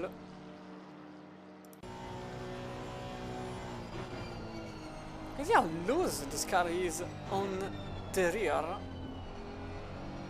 Look at the wheel corrections too. I think it's on a very low value of wing, which helps in the straight, in the Dottige. And it also makes sense since you don't really have many places to make an overtake.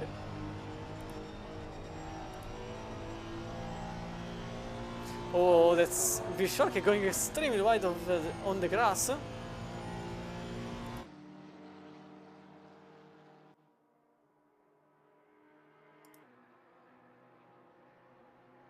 But this just helps the McLaren keeping the car in front.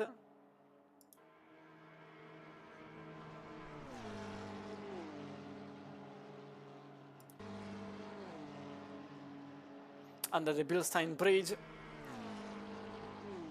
And losing a ton of time. He is 1.4 seconds behind, so completely scrap what I said. Everything that Vishorke is on a low downforce setup. Because losing 6 times in the straight is not normal.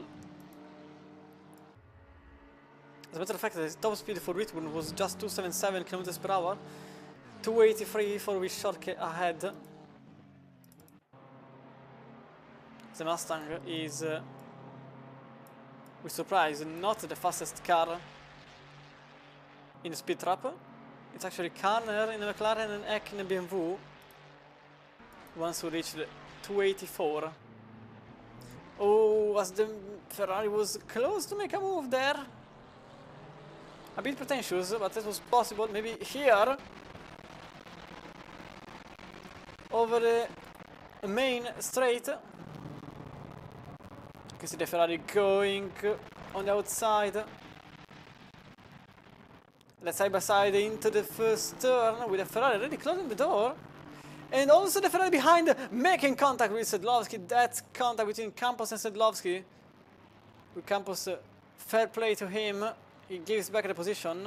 But this puts Sedlowski 4 seconds behind on curtain. We can have a better look at it from here. I was trying to brake as much as possible, but unfortunately making contact with the car ahead.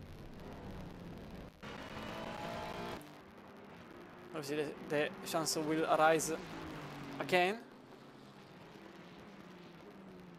As Velman also overtakes Karner. In turn 1, but Karner tries to defend on the outside, which becomes the inside. There wasn't any contact between the two, as the McLaren is still on the inside. As Karner goes for the dive on the hairpin.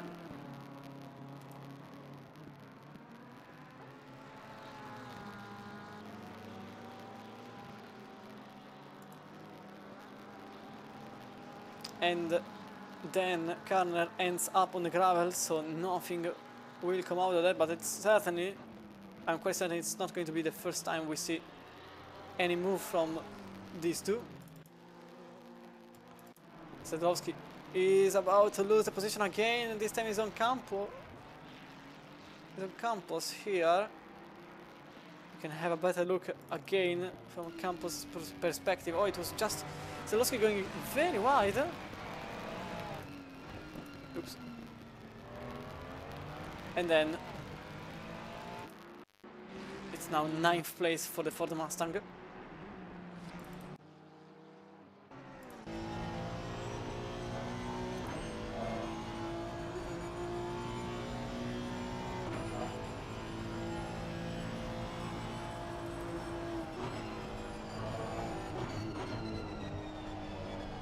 As both Sims and Eck are now into the pits.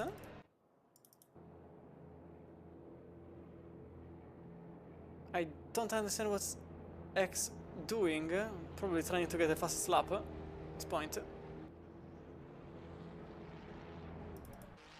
Sims is also back on the racetrack.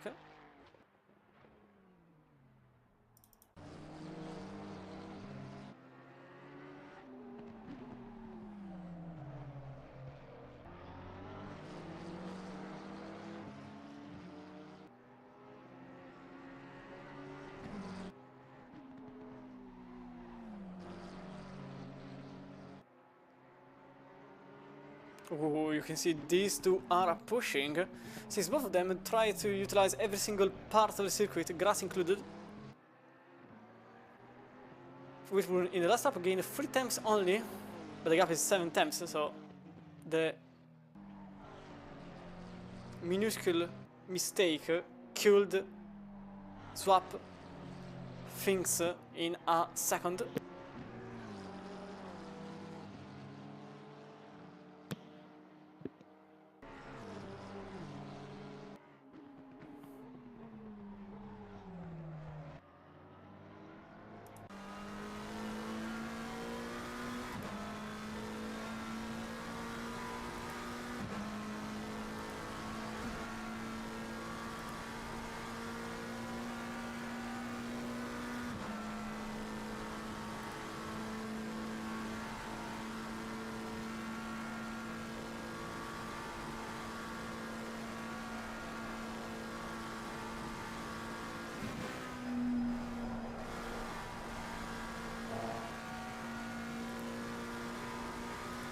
So now there is a second here, but Campos and oh, Sedlowski is into bad waters.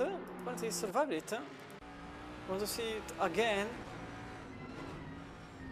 So going on the right hand and over the curve and unable to get out of it for a brief moment. No, he's not, Jeff. Not yet, at the very least. It's going to be still a lap and a half to go.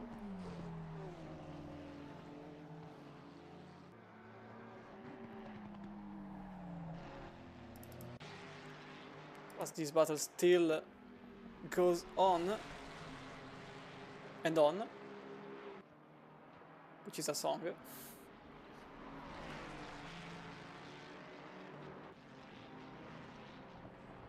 Oh, that was a bit wide for the Sedlowski. Again, another mistake by the Ford driver. You can see from here, he is following and then nearly hits Campos from roughly 1,000 miles away.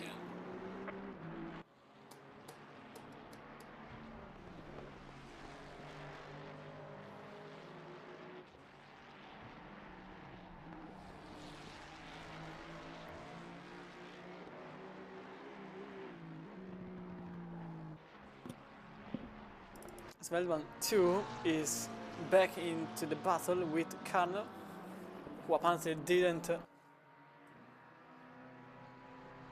let go of the Porsche. That was the top 10 overall.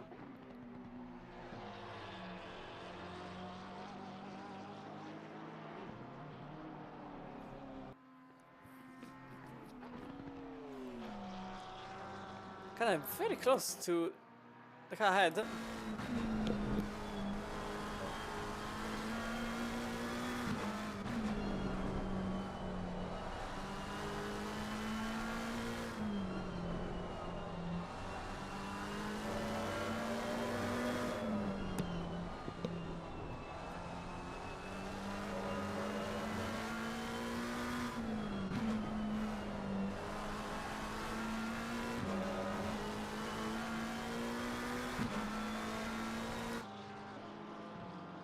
Now Karner over the jump and closely following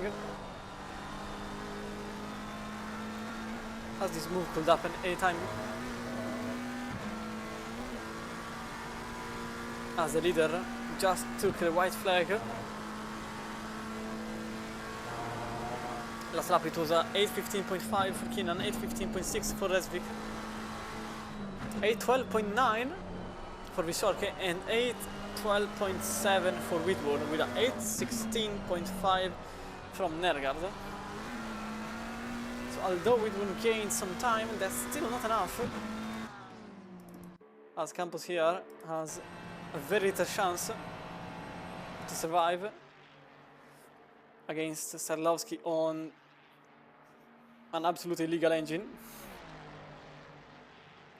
No contact for the moment, and in fact it's going to be Sedlowski ahead of Campos, number 51. Oh, very wide for Sedlowski again, another mistake in the braking zone, which is about to leave, and that's it. Which is about to leave, effectively. Apparently, he goes into the pits because he's out of fuel, very likely. I think he's out of fuel.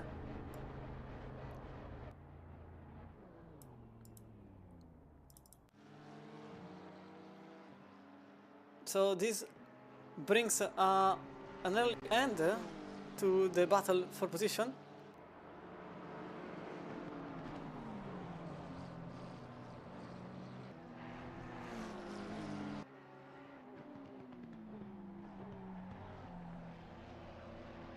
Sedlowski also has received a stop and go 30 seconds for speeding in the pit lane, so even him falls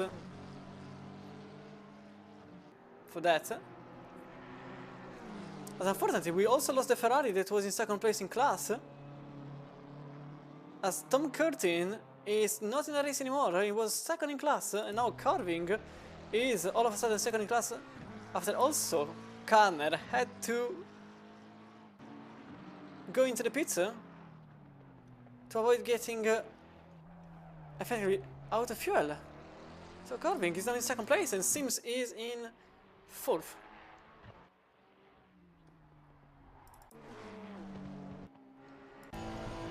As these two are definitely not having issues of this kind.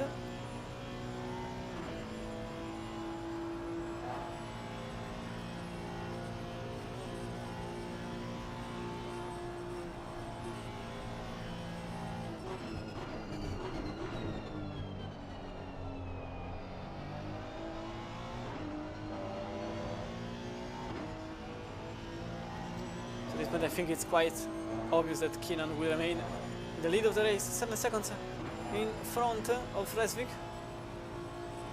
and 30 seconds in front of Vishorke and Whitburn, who at this point are practically glued together. Very slow section here for Vishorke.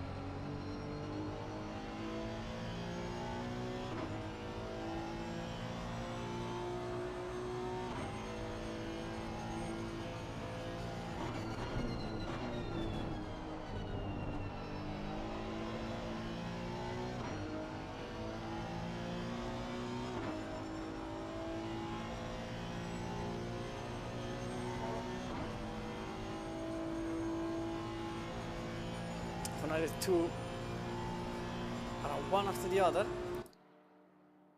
with Vishorke in third, but just momentarily maybe, as this Honda is very, very fast in this phase. Although I'm starting to think that maybe Vishorke was fuel saving rather than just going slow, and now that it's the last lap, this could be the moment he was waiting for.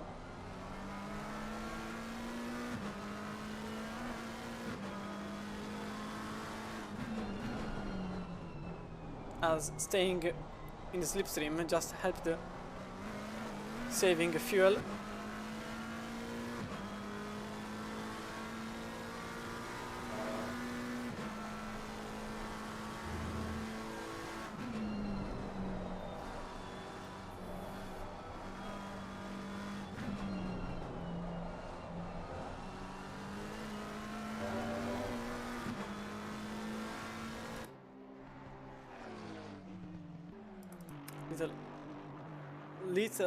Very little TV coverage, but Terence Keenan in the lead since the very beginning, now 8 seconds ahead of Resvik, and he doesn't have the fastest lap of the race so far, but I really think that he is okay with that as he goes into the grass for a brief second.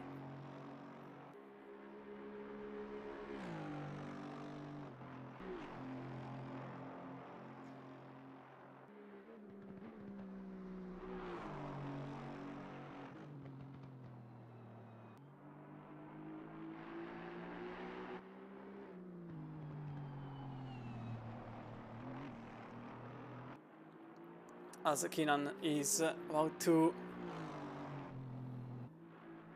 set foot for the last time over the Dottinger, as Whitburn made a mistake. Oh, just here, just missed it narrowly.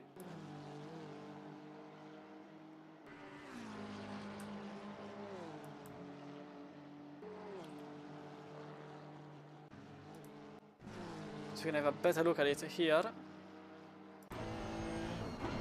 So was it? Oh, he just lost the rear and put the car on the grass.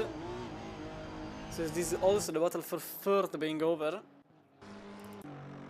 as Keenan is about to complete the 90 minutes race of the Nordschleife.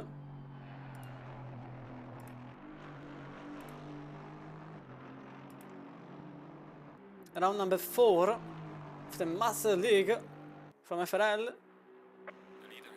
A 78 is your winner for tonight, as Resvik is in second place and about to cross the line too.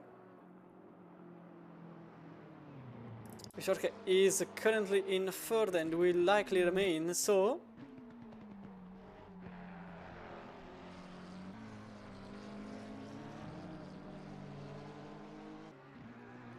Bishorke completing your podium for tonight. Whitburn follows in 4th place. Snergard will be in the top, will conclude the top 5 for this evening.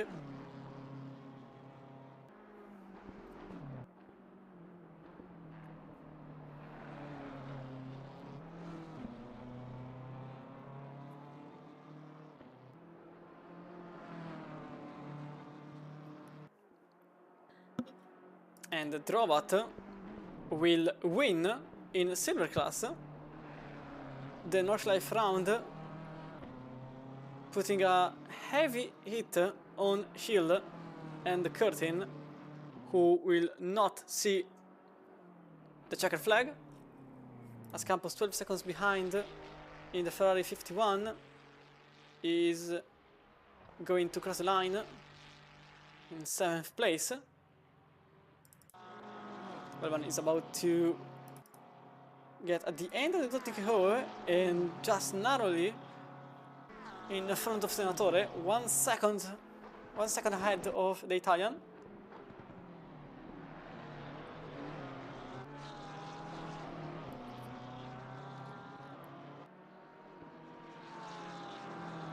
The 29 crosses the line and the 112 does the same in 9th. But the Ford goes a bit off track, but completes the race in 10th place, and the stopping of 30 will put it way below, likely in 12th. As Corving is going to cross the line in 2nd place in class, ahead of Karner in 3rd.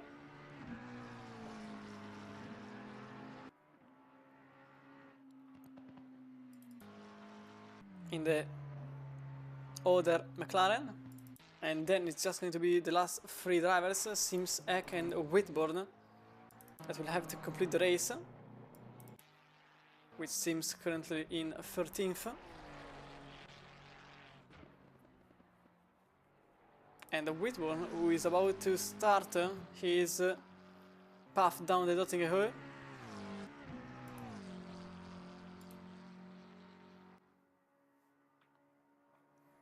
Can David that still, even a lap down, is still going to complete the race in 16th place. In 26 started this race and only 16 arrived.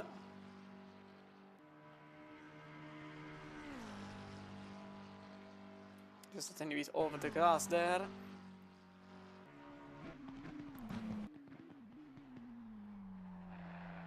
As the number 5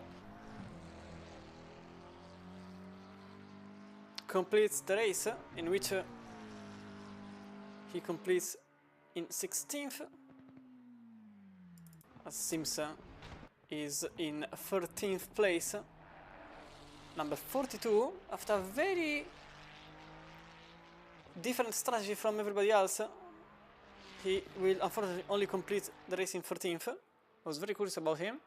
Then Benjamin Eck, who I think at this point is trying to get the fastest lap of the race. Only 14th.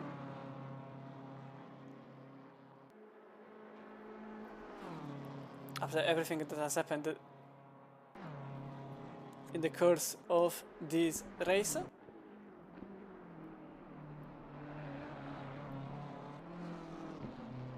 As the fastest lap is at 8:12.2,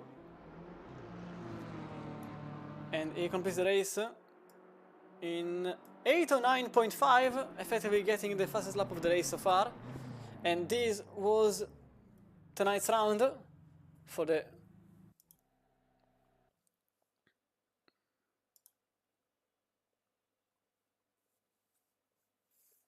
GT3 season in a Master League.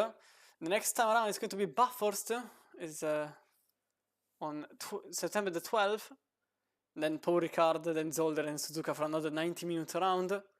As always, with the weather being as in real life. So I'm very looking forward to Suzuka. But anyway, I was Cristiano Romano. Tonight it was round number 4 of the Master League in Formula Racing League. Be sure to check out also the 6 hour of voting skill this Saturday. But for tonight, this is all. Thank you so much for following FRL and see you next time. Bye!